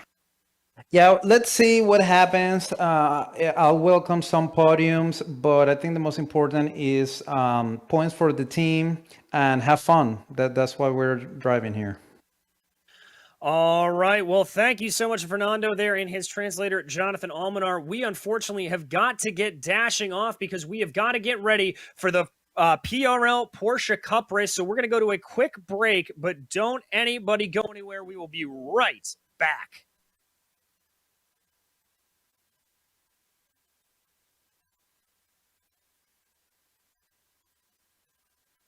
Hey there, I'm Nicholas Dubois, co-founder of Advanced SimRacing. We are a Canadian company. So what we did here today is for a real petrol head. He's really passionate about cars, as you can see behind me. We did a turnkey solution for him based on his needs. We try to gather as much information as we can on our client, and like we did today, we install a D-box system, we install ultra-wide cube control steering wheel. We try to provide the best quality for your budget.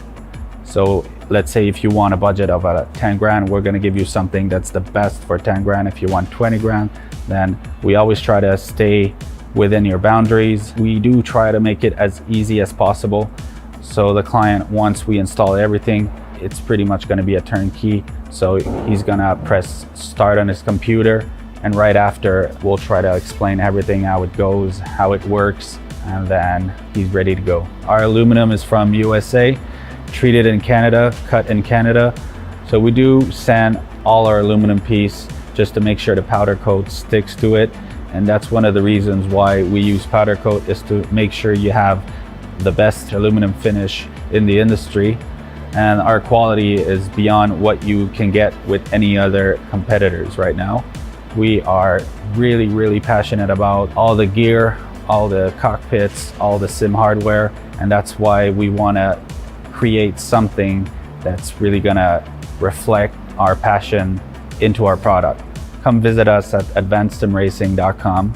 You can always reach us if you have any questions. You can call us, you can text us, you can go on Facebook, like our page, ask us questions over there, and we'll make sure to answer every questions there is. We are very passionate about what we do, and we try to make it as easier for you to go into the sim racing world, because there's a lot of gear, there's a lot of options, but let us guide you through your process, and let's hope you'll be an Advanced Sim Racing customer.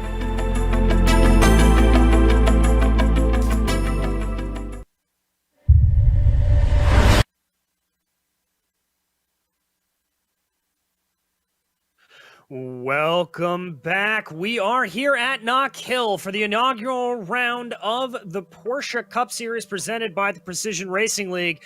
And before we get going any further, let's get you up to speed on iRacing's newest track with our GSRC track guide.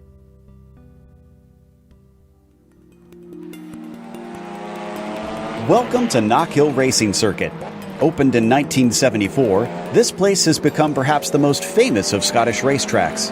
It sits a little less than an hour north of Edinburgh, and while the stats may make it seem extremely short, it packs a lot of punch within a lap. The four main layouts have a mere 2 kilometers, or just over 1 mile in length, and a measly 9 to 10 corners. But no two of those turns are alike, and there's an impressive 120 feet of elevation change. Also, a majority of the apexes are taken at medium to high speeds. That makes passing rather tough, but the hairpin at Taylor's is the most likely spot to outbrake someone. Otherwise, you'll just have to wait for a mistake from your rival. Perhaps the aspect that is most unique here is that the circuit can be run clockwise or counterclockwise. Naturally, this changes the nature of some of the corners, but a few things are the same no matter which way you run it. Duffus Dip is a sketchy one in which it can be hard to judge how fast you can take it.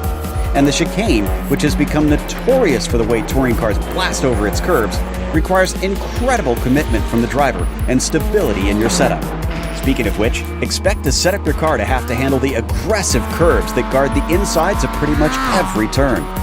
Knockhill has been long requested by the plentiful Scottish racing fans, and with its arrival in the sim, it's sure to garner even more fans around the world now.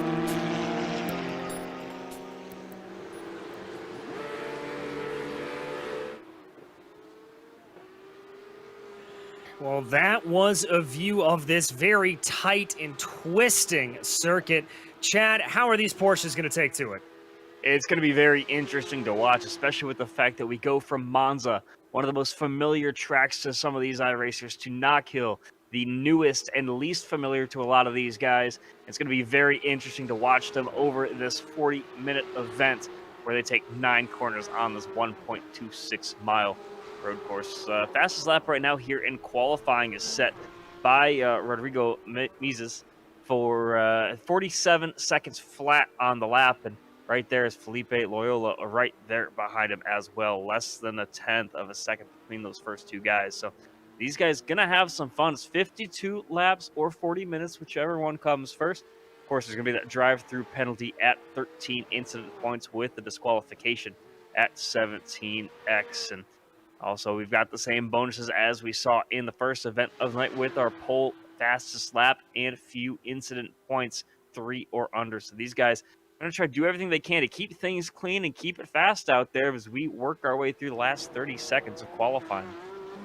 Indeed, and keeping it clean is going to be the hardest part about it, and one thing that we're going to have to watch out for, very, very tricky pit lane here, very easy to miss your box, so we're going to have to keep an eye out for that. Byron Daly calling it a day there, Felipe Loyola pulling off into the pits, just getting some practice doing that. But let's go ahead and bring you the starting grid for the event here today. As you said, Chad, it is going to be Rodrigo Mies lining up on pole position, followed by Felipe Loyola with Michael Diaz behind him and Horatio Calquin in fourth. Ignacio Fredes will be fifth, followed by Marius Valiocas with Diego Morales in seventh and Dean Zayats in eighth. Byron Daly is ninth, followed by Christian Raditz lining up in P10. Raymond De on the 11th spot with Peter Newhook to his outside of row number 6, and Israel Barbosa and Andrew Wood there, row 7.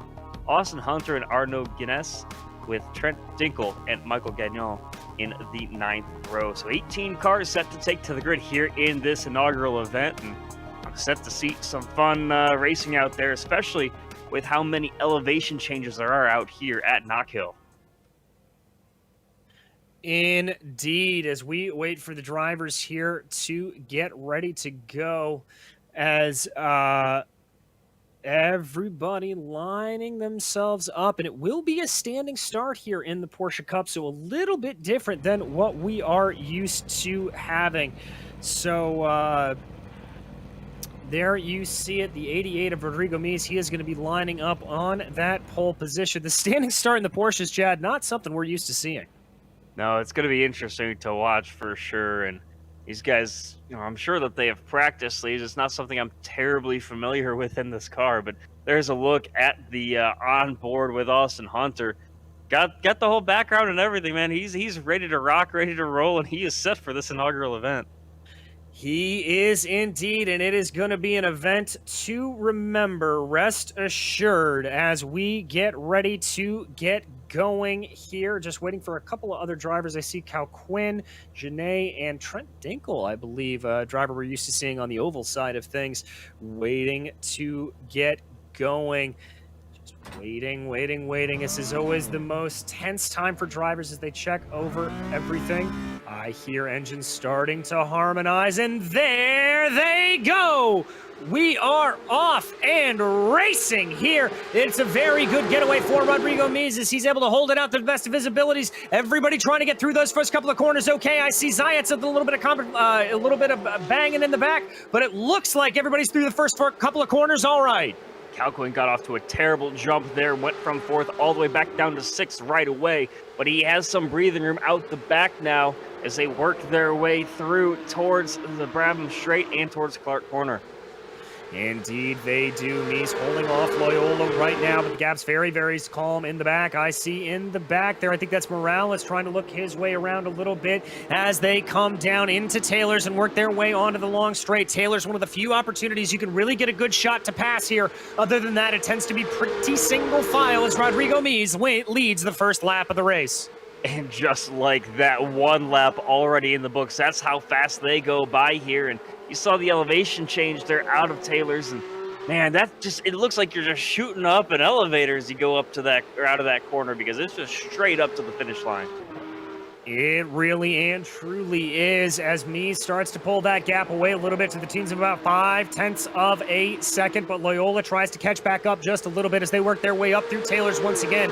That's right, these laps are going to come at you absolutely fast and furious around here as they work their way up into Taylor's edge. Just a train continuing to form out around here. It does look like, though, back in the back, Diego Morales is getting a little bit hassled by Horatio Calquin. That looks like a pretty close battle as Rodrigo Mies sets the fastest lap of the race. And look at these guys as they work their way down the front stretch. They drive all the way off to the left towards the pit exit lane, just kind of cutting, trying to use as much of the racetrack that is given to them as they work their way now through the chicane. And these guys just abusing these curves. I don't think that they're really designed for cars this big in the real world. They are just absolutely flying their way now down the railway straight. Yes, they are really chucking around. Oh, that is Israel Barbosa off there. It looks like that is on the Brabham straight, trying to get that Porsche Cup back and underneath himself. I think he just lost it. Let's go back and check out that replay, Chad. Yeah, I think he just got a little bit too much of the curbing in the chicane. No, he just got his... I thought that he just went a little wide there. Yeah, just caught too much of the curbing, ran wide, got his left sides into the gravel, and looped it around. Fortunately, though, did not make contact with any other cars, so he just let everybody go by. Once he saw some clean track, made the turn on his own, and he's back underway. Yeah, these guys do everything. They're just hammering these curbs out there. They are indeed. In this right now, the closest battle hunt track, which is not saying a lot, considering a lot is... Whoa, but that was a little bit of a bump there. That's Cal Quinn and Morales getting very, very close, but now Morales falling behind as Horatio Cal Quinn, sensing an opportunity, moves the 666 up into the top 5. And I think there was a little bit of tire smoke there from the 22 of Morales, as you see here on board with the 666, and you see them very aggressively hitting that curve. The car is getting just a little bit of air. Then you'll see it here. I don't think that there was contact. Yeah, just the back end stepped out, locked up the brakes, and that's going to open the door for Morales to get on, or sorry, for Cal Quinn to get on by. Indeed it is, and he's already been able to grow that gap out to about 0.6 of a second, so very clear that Morales was holding up Horatio Cal Quinn. Cal Quinn now sets his sights ahead of him on Ignacio Fredes, and he'll see what he can do on the number 96 machine. Meanwhile, out front, Rodrigo Mies continues to lead, growing that gap, hovering at about 1 second. Yeah, these guys out there just churning laps as fast as they can, already now working lap number 6. You see them there cutting over the Gore area onto the pit exits, and man, they just want to use every bit of racetrack they can possibly be afforded. They're just flying around this Knockhill track. They are indeed. As we jump back, this is Byron Daly being chased by Mario Valakokis, as Valakokis really trying to put some pressure here onto the back of him. This is really, whoa, is that's an off in front of him? I believe that's Zayats that made a mistake coming down through Butchers, and that's going to cost him a lot of positions, but that's Daly making a mistake in turn. Wow, that just goes to show you, one little distraction in front of you, that could throw off your whole lap as well. 23 there of Valakokis not able to get through there very clean, but just Daly unfortunately made a mistake as Zayats is trying to look back to get by once again. Yeah, trying to recover that position from Valakokis right now. We ride on board with Dean Zayats as he works his way around, avoiding that big sausage curb, letting it run wide. A little bit of kick up of dirt there up in front from Valakokis, trying to do the best that he can. Whoa, as that's Valakokis off! Catching too much of the curb, and there he goes! And the one thing that I'm noticing is there's no room for error. Outside of the painted lines, there's nothing that is paved at this circuit.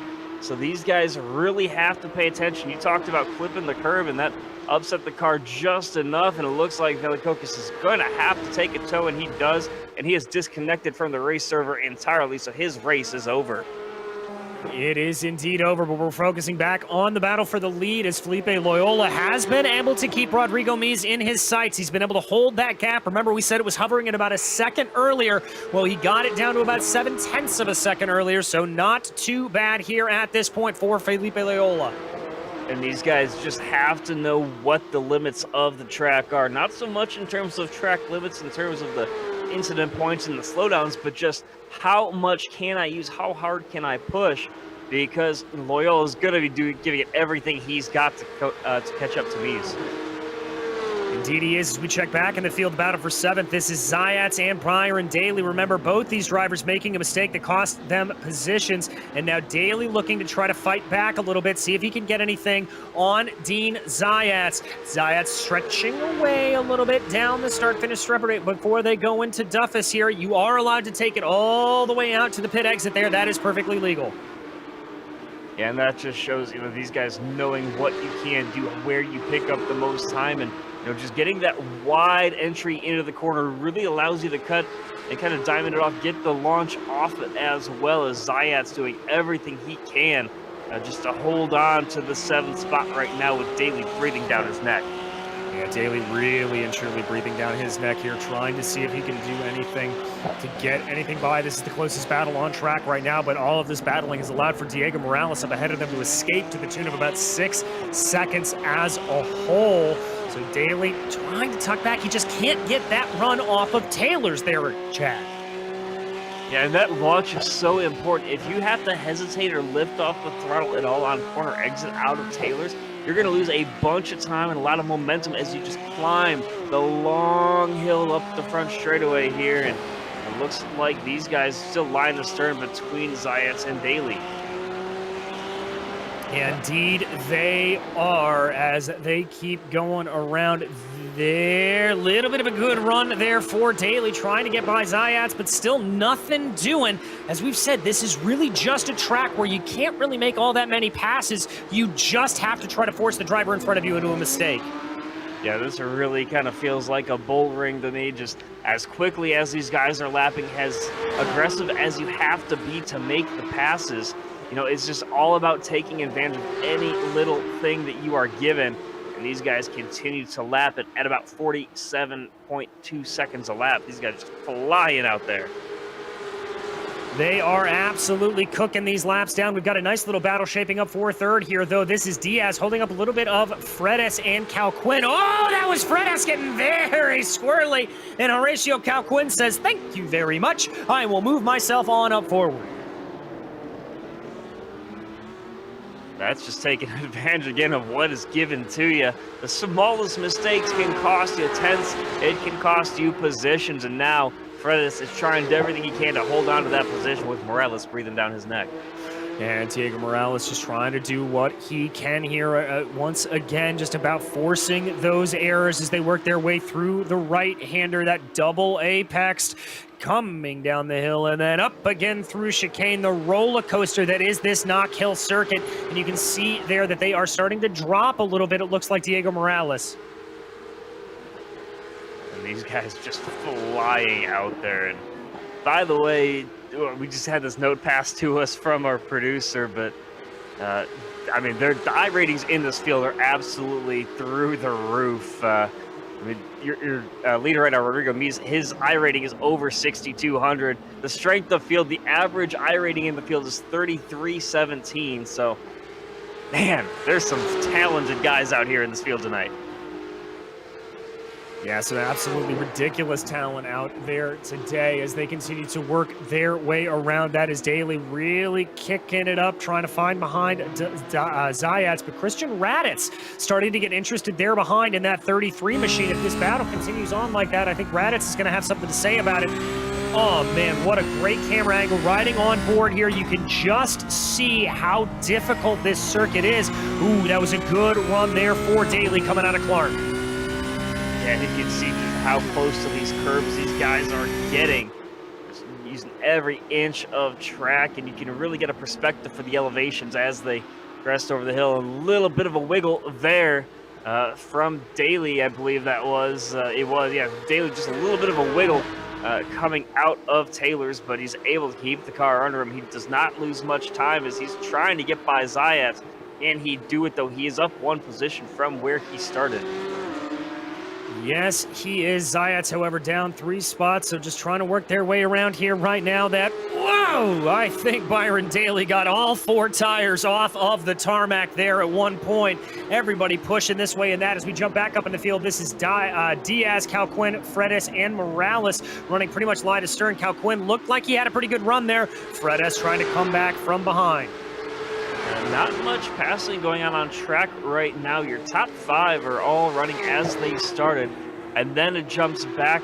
Just about everybody behind us jumped up 1 spot, of course, from Valiakis. His retirement from the race has kind of just improved everybody else up 1 position. But your biggest move right now, Michel Gagnon, is up from 16th to 12th, the biggest mover of the race, but unfortunately not much passing as these guys just wait for somebody around them to make a mistake.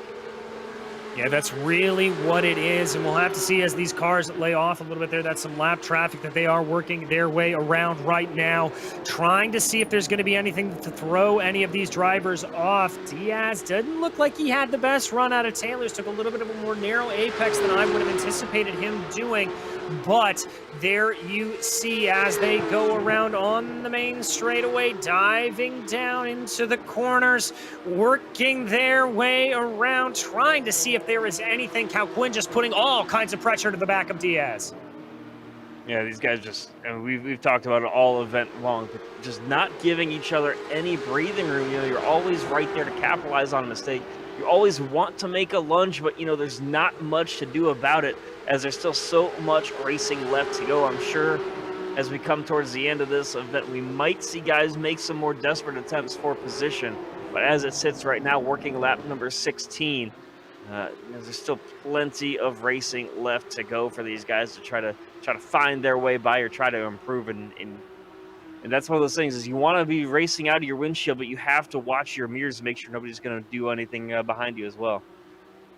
Yeah, exactly, and especially when you're running in such a long train like this. Good move there from Cal Quinn. You saw that little bit of a jerk off to the right, just seeing if he could force Diaz off the racing line, but Michael Diaz, very, very wise to it, able to get that going. Cal Quinn just continuing to get as much pressure as he can behind him. Mies right now still just barely holding on to about a half-second lead just over Loyola for the moment. And those two guys, though, they have something figured out over Diaz. They've got about 8 seconds now over the third-place car. And behind him, it's just a freight train there back all the way through about the 6th spot. So these guys not, they're trying to be as aggressive as they can, but they're slowly letting those leaders pull away. They are, and I get a little bit of a sense here that Diaz is the cork in the bottle. Whoa, big hop of the curb there for Horacio Cal Quinn. I think the 666 is getting angry, and he wants to see himself get on by. He wants to have a challenge at the leaders here. We've seen passes going into Taylor's. He's closer than he's been. Is he going to take a look for it? He's going to go to the outside, try to go the long way around. Cal Quinn tries to make it work, but Diaz has him held off. Wow, that's not a place on the outside where you'd expect to see him move. Very defensive line from Diaz, but Cal Quinn could not hang on to it. You saw a little bit of a wiggle there, but he is still right there, less than a car between them. Just absolutely starting to chuck it. I think Horacio Cal Quinn has a little bit of the red mist starting to come into him. And if I'm Ignacio Fredes behind him, I am licking my lips, waiting for that 666 to make a mistake. He was a lot closer. There you see how much he can close up there coming out of the chicane, working the way down the railway straight. We saw him peek to the outside here last time by, yes, once again, they're right back at Taylor's already. Decides to stick in line. Now, can he get the launch off the corner? No, he's going to stay in line. Cal Quinn just holds on to the 4th position for now. And Chad, that is such a tricky corner. It's very similar, actually, to Remus at the top of the hill at the Red Bull Ring. It is very, almost progressively banked away from you, and if you get too low on it and clip your tires in there, it can kind of throw off the car a little bit, but you have to really, really focus on momentum there. You do not want to go too low. You do not want to make a mistake because that'll really throw you off.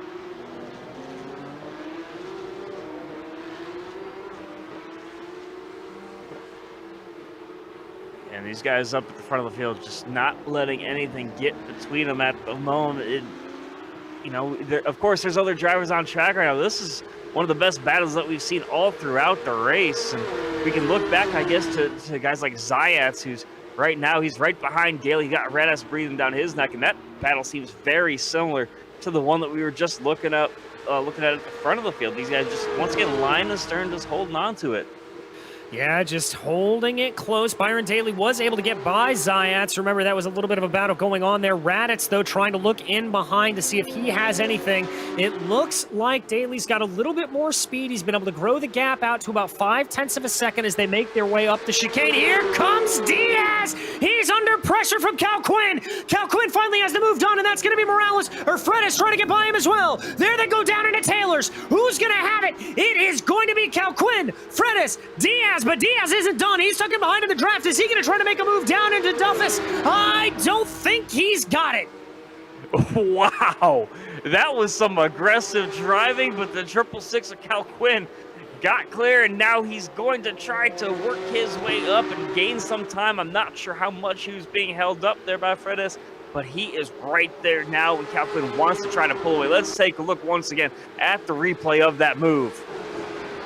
And so that was just a bad run out of the corner there for Diaz. Cal Quinn saw it, took advantage of it, and then Fredis, being the opportunistic man that he was, you can see it all from above. Cal Quinn pretty much has this corner done and dusted, and Fredis just sticks it to the inside, gives no quarter, and absolutely muscles his way by Michael Diaz. And the biggest thing I noticed there was how respectful those guys were. You saw Diaz run just a little bit wide. Cal Quinn, though, gave him plenty of room to rejoin, and you know, these guys know how talented each other are out there on track as they continue to work their way around now. And it just shows you how aggressive these guys are. Here's a look at Austin Hunter. He is, you know, kind of running up on his own. He just improved one spot as Israel Barbosa works his way down into the pit. So he's now up to the 12th spot. But Barbosa, unfortunately, has to work, and this is going to be a long stop for him. Andrew Wood did come down pit road as well. It was about a 30-second stop for him, and going to be a considerable time lost there for Barbosa on pit road. But right now, Mee's out in front still. He's grown his lead to about just over a second there over Loyola.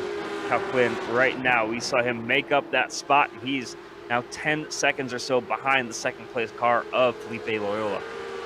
Indeed, and I think a big part of that 1.5 gap from Mies to Loyola is as a result of some lap traffic that has gotten in the way. And there is Loyola right there working his way by some of that lap traffic as the gap now expands to about 1.7. Mies has just been able to side through it a little bit easier. Yeah, and these guys just kind of doing everything they can. Just, you know, if you're Mies right now, you just sitting in there, you know, you just kind of run your line, hit your marks, try not to make any mistakes. And, you know, when you have a gap like this, and you can kind of take it a little bit easier. Of course, you don't want to give up too much time to Loyola. We've seen how aggressive he can be. But Mies right now is just, you know, churning laps out there, trying to take them off as fast as he can. Yeah, indeed he is. He just wants to build that gap as much as humanly possible.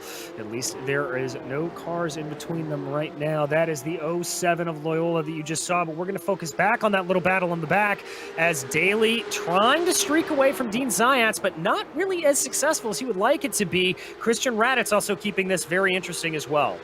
And by the way, talking about clean track out there, Mies, his last lap was a 47.598. The next best lap doesn't come, or most of the guys were running 48s until you got down to Diego Morales, who ran a 47.9. So plenty of time gained there with clean track from Mies, but now most of the other guys trying to just kind of sit in line, make up as much time as they can. Just about everybody now this time around is down into that 47-second bracket, but Mies very consistent once again now, another 47.5. Yeah, another 47.5 for me is just absolutely ticking those laps here. And don't look at the clock now, but we're already halfway done with this race. The laps at Knockhill absolutely flying on by as we continue to watch this battle with Daly, Zayats, and Raditz. Daly's been able to get about a 0.5 of a second advantage over Dean Zayats for the moment. But, a little bit of a late braking there for Christian Raditz, and that was a good run for Zayats. He's been able to close about a tenth or two out of that. Yeah, it's so much fun watching these guys lap after lap. Zayats trying to find a way around Daly. He's been kind of stuck behind him for a while. He started 8th and is currently running in 8th. Meanwhile, Daly has kind of just leapfrogged him from 9th up to 7th. These guys having some fun out there right now, and they've got about a 10 or 11 second gap up to Morales up the road. So it's just kind of these three running on their own for the time being, as Raymond Day is 6 seconds behind them as well. Let's jump back in the field here to Peter Newhook, currently the last driver on the lead lap. There you can see him on cam doing that iRacers lean, looking his way through the corner, checking everything out, checking in his rear view mirror as I believe he is about to go a lap down from our leader, Rodrigo Mies. Newhook, just, you can see the concentration that really is required. I guess not. That blue flashing light must have lied to me on his screen there. But you can see the concentration that is absolutely required from Peter to get this track right. So very difficult. And you call it the iRacers lean. I just call it the video game lean. I would do that, whether it was in Mario Kart leaning or anything. You think that it's going to do something to help you out, give you that little bit of advantage leaning into the corners, and these guys are just trying to make the most of it out there. You see the focus in his eyes, though, as he just tries to hold on to the lead lap right now. He's about 2 seconds behind Raymond Day for the top 10. Yes, he is, but we're going to jump back here to Michael Diaz, sort of in the sandwich here. Remember, he got freight trained by Cal Quinn and Fredes, but he has been able to hold on to the back of Michael Diaz relatively well, only about 0.7 of a second back there, so that is good for him at the moment. Again, closing down during the braking. Oh, lockup from Cal Quinn! Yeah, and the one thing that these moves kind of remind me of is just watching karting races or going karting. One car kind of just punches the hole and everybody else follows through. And that Cal Quinn mistake right there almost did the same result that we saw Diaz get involved in a couple of laps ago, but Cal Quinn able to hold on to the 3rd spot for now and holding on to that podium. You see how aggressive he's hitting those corners as we look out the back there as Redditz comes down pit lane, so he's going to stop and drop down now to the 11th position. And am I crazy there, or did I see him actually take tires on that stop, Chad? I'm not entirely sure. It was only an 8-second stop, so it was very, very quick if he were to take tires. So I think he just missed his stall and had to back up to get there. That's what it was. The camera angle I was looking at, it looked like he popped up because he had to go back over the hill. That is just how hilly it is around here. But we continue to watch Michael Diaz now all over the back of Ignacio Fredes, courtesy of that little mistake from Cal Quinn. Now that car behind them, that is Barbosa. That is a lapped car, so that is not involved in this battle necessarily. But there, as we continue to watch him, waiting to see, rest assured, Horacio Cal Quinn going to be very, very nervous about trying to not make another mistake here going up through Taylor's. Yeah, he kind of realizes what he did wrong last time. Absolutely nailed it that time. It looks like he might have had to check up on exit, but he's still just holding on to that 3rd spot for the time being. Fredes right there, though, and thought about trying to make a move around the outside, decided not to, tucked in line through Taylor's, and now as they work their way closer and closer to the chicane, Cal Quinn just wants to hold on to that 3rd spot.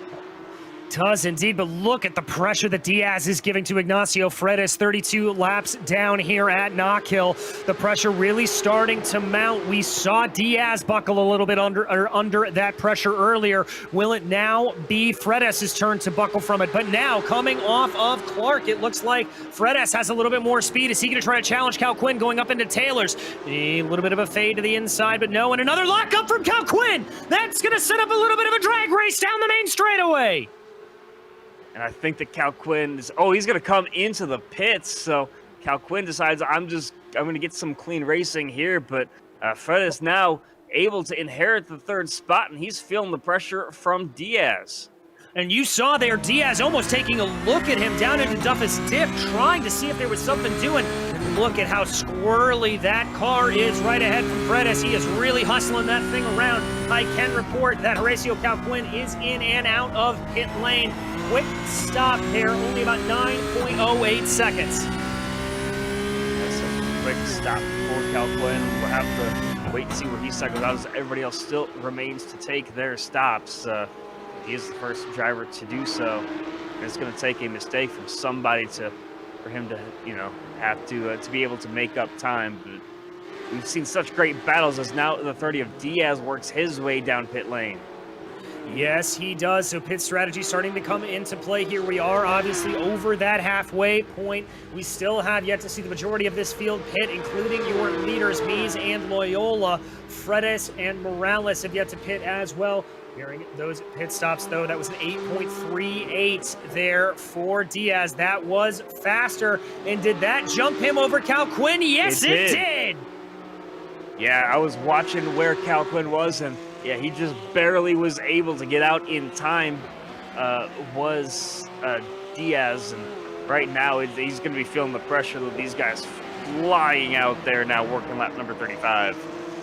Indeed he is. Cal Quinn, I think, is going to be a little bit hot and bothered under the collar, trying to get himself back by Diaz as quickly as possible. So does this mean that the overcut is the way to go here at Knockhill? Cal Quinn doesn't get quite the launch he'd like off of Taylor's as they continue to work their way around, and that is going to be Diaz stretching away just a little bit.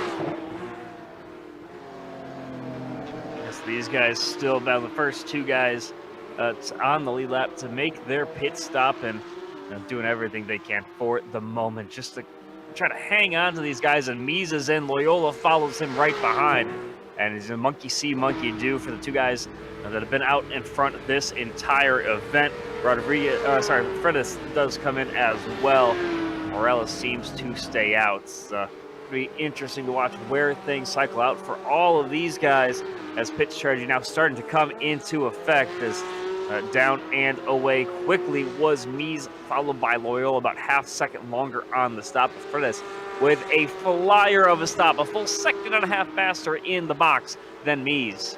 And that is going to put him way out in front of this battle with Diaz and Cal Quinn that he was duking it out with beforehand. That's the 96 with a comfortable 1.3 second advantage. And he is going to leave Diaz and Cal Quinn to duke this out by themselves. Yeah, so Morales, Daly, and Zayat, the only drivers up at the front of this field, have yet to pit. As I say that, Morales does come down pit lane. But overall, Morales does actually get a point, or he does lead a lap there as he completely blows through his pit box. Has to back up just a little bit. And did he have to go through the safety car to get to his box? He did indeed. Interesting feature there of this pit road. And taking tires, wow. Interesting, but it also appears that Zayat and Daly are coming down pit lane as well, so there goes Morales. That is going to put him back in 6th. It looks like Daly able to stay out ahead of Zayat in the back. There they go. So now, having your leaders pitted, this is your order. Mies continues to lead from Felipe Loyola. Ignacio Fredes is in 3rd, followed by Michael Diaz, with Horacio Cal Quinn rounding out your top 5. It's so much fun to watch these guys. I mean, it's such a short track, so technical, so tight. And the slightest mistake, as we've seen time and time again, can cost you positions or, put you in a dangerous position to try to defend. We've seen some successful defenses, but we've also seen guys just get freight trained while making those mistakes. But Mies, so far, is right out front, and Loyola on that pit stop did make up some time, so he's now within about 0.8 of a second. Yes, he is. So he's definitely going to try to close that gap in as much as possible. So that could definitely set up a little bit of a challenge for the lead here, as we've only got about, if I can do math right, 14 or so laps to go here at Knockhill. These laps just absolutely ticking by.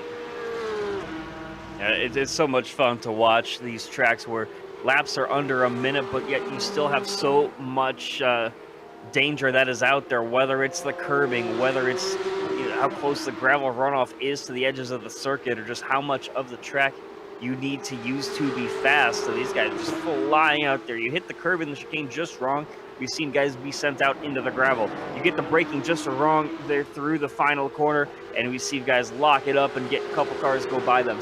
So much can go wrong here, but so much can also go right. As there you see one of the lap cars letting the faster guys go by. and that just shows the respect in this league. And these guys with 14 to go coming across the line, just flying out there.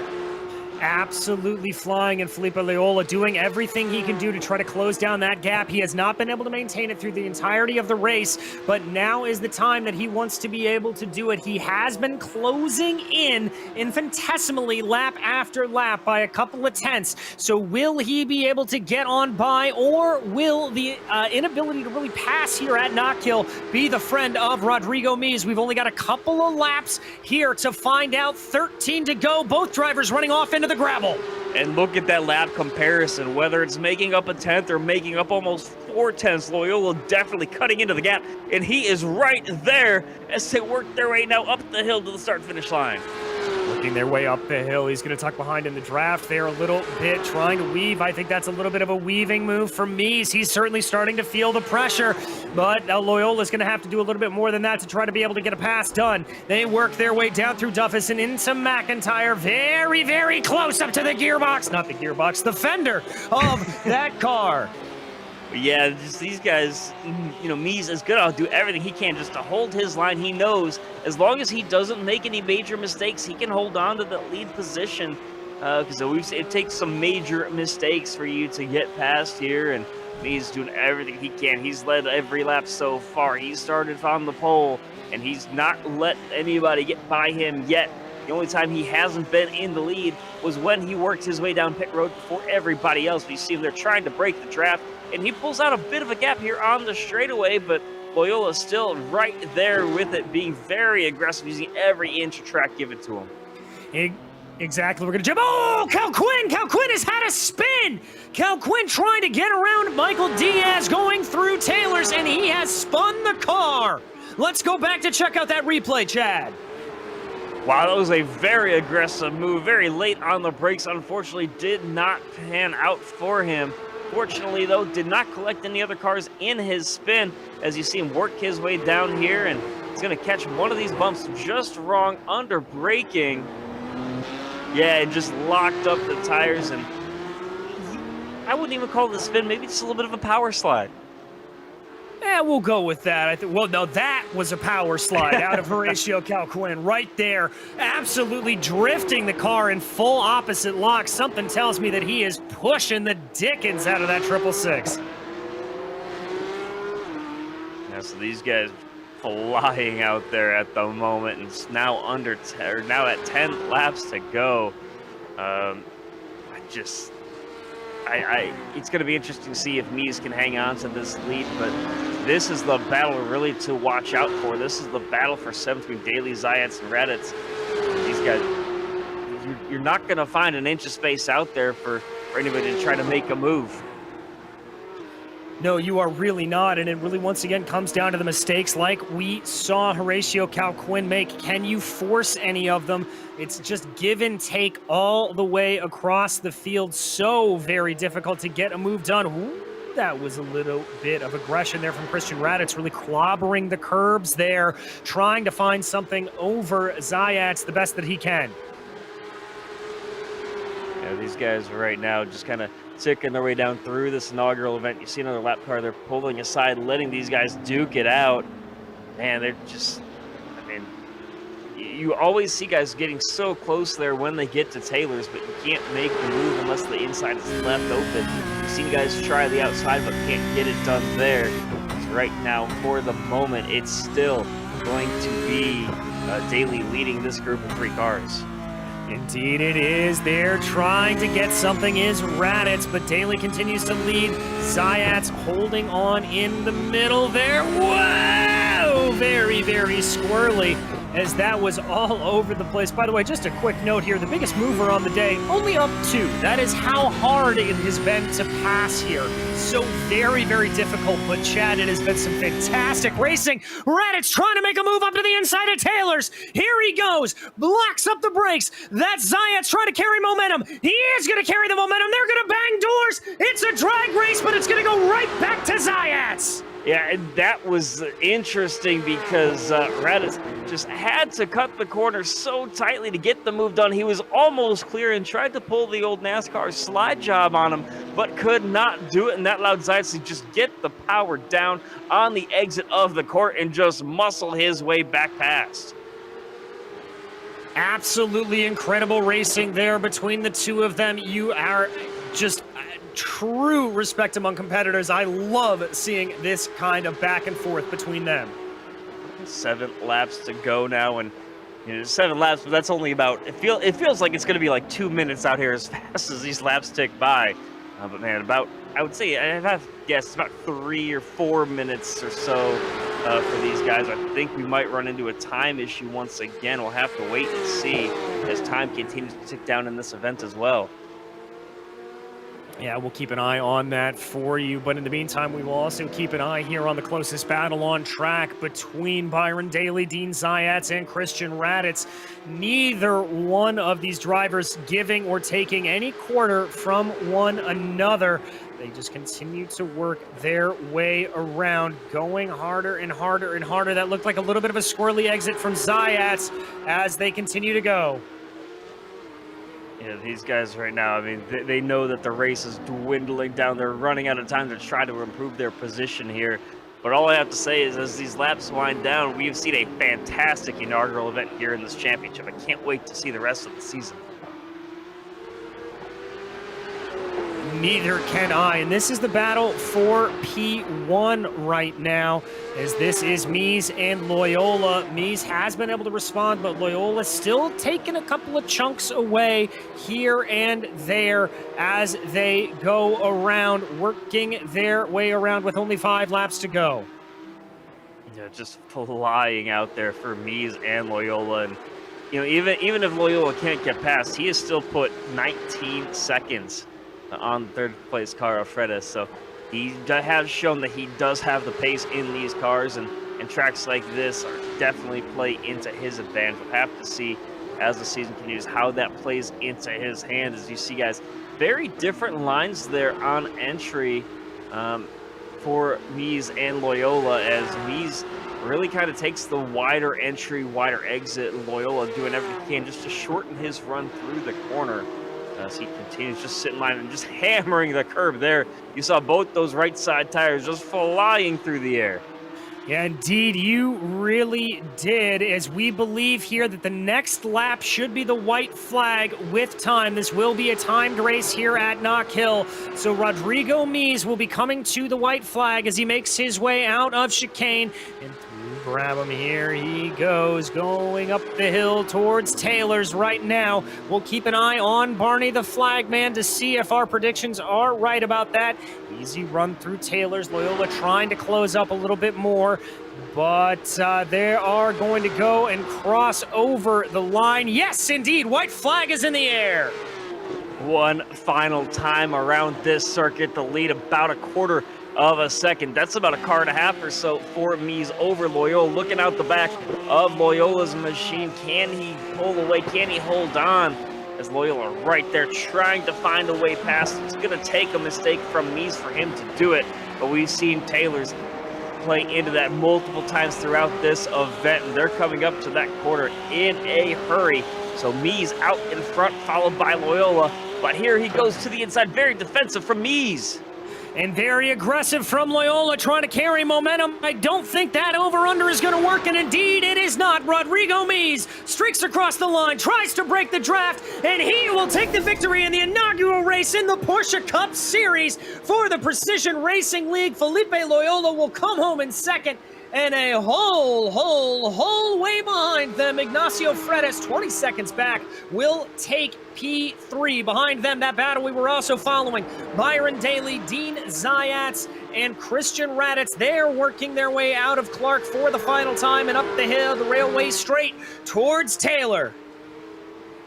Yeah, it's going to be Daly now as long as he gets a good launch off the corner. Zayats thought about crossing him over, does not, and it's going to be Daly taking home the 6th spot. And these guys, they've been battling the entire race, and props to everybody. Been a very clean race for these guys. All right. Well, we are going to head to a very quick break here now and let our commentators catch their breaths after that incredible race. But do not go anywhere because we will be back with unofficial results and some podium interviews. Hey there, I'm Nicholas Dubois, co-founder of Advanced SimRacing. We are a Canadian company. So what we did here today is for a real petrol head. He's really passionate about cars, as you can see behind me. We did a turnkey solution for him based on his needs. We try to gather as much information as we can on our client. And like we did today, we install a D-box system. We install ultra-wide cube control steering wheel. We try to provide the best quality for your budget. So let's say if you want a budget of 10 grand, we're gonna give you something that's the best for 10 grand. If you want 20 grand, then we always try to stay within your boundaries. We do try to make it as easy as possible. So the client, once we install everything, it's pretty much gonna be a turnkey. So he's gonna press start on his computer, and right after, we'll try to explain everything, how it goes, how it works, and then he's ready to go. Our aluminum is from USA, treated in Canada, cut in Canada. So we do sand all our aluminum piece just to make sure the powder coat sticks to it. And that's one of the reasons why we use powder coat, is to make sure you have the best aluminum finish in the industry. And our quality is beyond what you can get with any other competitors right now. We are really, really passionate about all the gear, all the cockpits, all the sim hardware. And that's why we want to create something that's really gonna reflect our passion into our product. Come visit us at advancedsimracing.com. You can always reach us if you have any questions. You can call us, you can text us, you can go on Facebook, like our page, ask us questions over there, and we'll make sure to answer every questions there is. We are very passionate about what we do, and we try to make it as easier for you to go into the sim racing world, because there's a lot of gear, there's a lot of options, but let us guide you through your process, and let's hope you'll be an Advanced Sim Racing customer.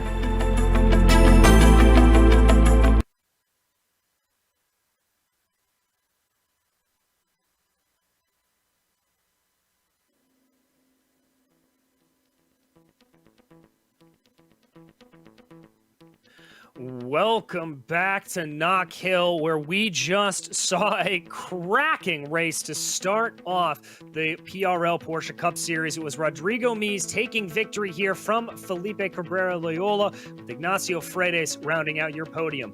Michael Diaz, with some cagey pit strategy, was able to come home in P4 ahead of Horatio Calquin, with Byron Daly leading a train of Dean Zayats and Christian Raditz to the finish line.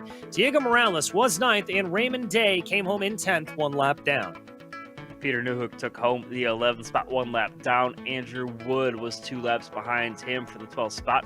Then Austin Hunter and Israel Barbosa, followed by Michel Gagnon and Marius Vallocas finishing the race 44 laps down after an early incident. And last 2 drivers there on your screen, Arnaud Ganet and Trent Dingle, did not start today's event, but it was a fantastic event at that, and very close at the finish between Mies and Loyola. And we've caught up with one of those finishers, Rodrigo Mies. Rodrigo, you have got to be sweating like nobody's business with all of that pressure coming from behind you from Felipe, but talk me through that race. Yeah, hello guys. It was a very, very tough race. Yes, you say I'm sweating very much. Here where I live is summer, so that mixed with the heat, it's just so suffocating. But yeah, a great race, a great day. I'm very happy with the result. It was very close with the pace of Felipe. We are teammates, so I know him very well. So I defended on the last lap. But yeah, great result. Very happy. Well, obviously, this is a brand new series, but to win the inaugural race has got to be a pretty good feeling. And I've got to ask, does that mean that you're going to be trying to stake a little bit of a claim on the inaugural championship? Yes, this is a car that I really like. I just drove a real GT3 Cup today, so it was a perfect day. Yes, I'm looking forward to the championship. I I have become a champion on the GT3 series, and now I want to get this championship. So I'm very focused on it. I'm on holidays and at the university, so I'm putting all my effort into this. Well, we wish you the best of luck. And obviously, this was sort of a hot little spitfire of a track. But next time out, we go to a little bit of a longer one in the form of Bathurst. How do you think that's going to go? Yeah, I'm really looking into it. Bathurst is a track that I really like. It's very technically. So I need to put a lot of training into the skyline and the downhill. It's very easy to make a mistake there.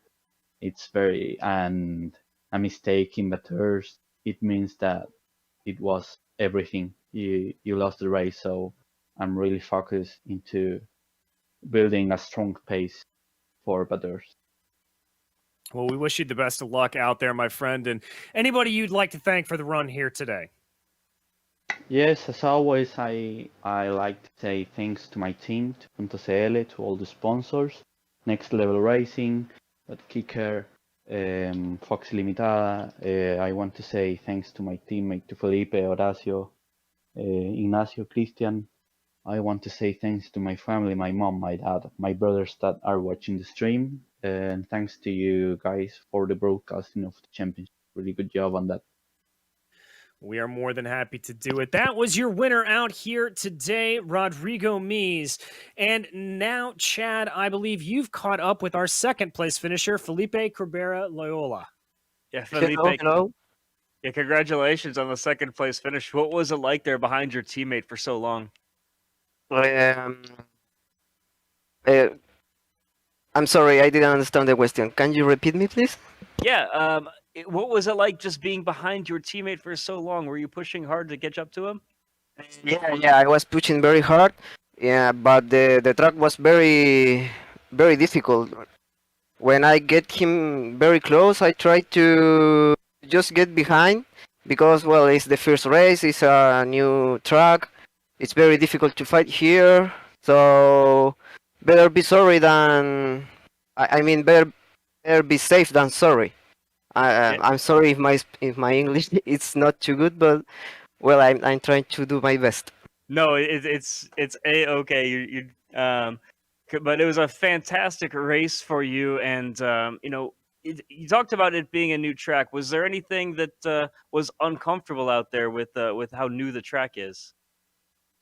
Yeah, it was very uncomfortable. The chicane, the chicane in the mid of the track was very, very dangerous. I mean, that chicane have you always try to kill you in some way. Even I almost lost the car in one time, but I managed to get it in the track. So well, then I tried to focus a little bit more, but yeah, it was a nice race. Very happy with the second place, and in the next race we'll try to fight a little bit more. You mentioned the next race. Next time we go out to Bathurst, what are your thoughts on that track? Do you like it? Yeah, it's one of my favorite tracks. Also, it's very, very difficult. You need to be in control in every moment in the downhill. I feel like this track was always doing a lap in the mountain of Bathurst. It always gets you with the nerves on. I mean, you need to get the car very, very settled on the track. If you lose it, of if you do some wrong movement, you can fuck all the race. So I feel like this track work a lot with your concentration, so help a lot to Bathurst. And it was a fantastic second place finish for you today. Do you have anybody you want to thank? Any shout outs for you? Yeah, I want to thanks to the team Punto.cl. to Horacio that always, well, he admitted me in the team, and also all the people that are watching the streaming, and all obviously for you too, to do all this championship and the live transmission. It's very fun. Yeah, it was a very fun race to watch, and congratulations on your second place finish, and best of luck next week at Bathurst. Yeah, thanks you. That was Felipe Cabrera, your second place finisher, and DJ. It was a fantastic battle there between two teammates at the end of the race.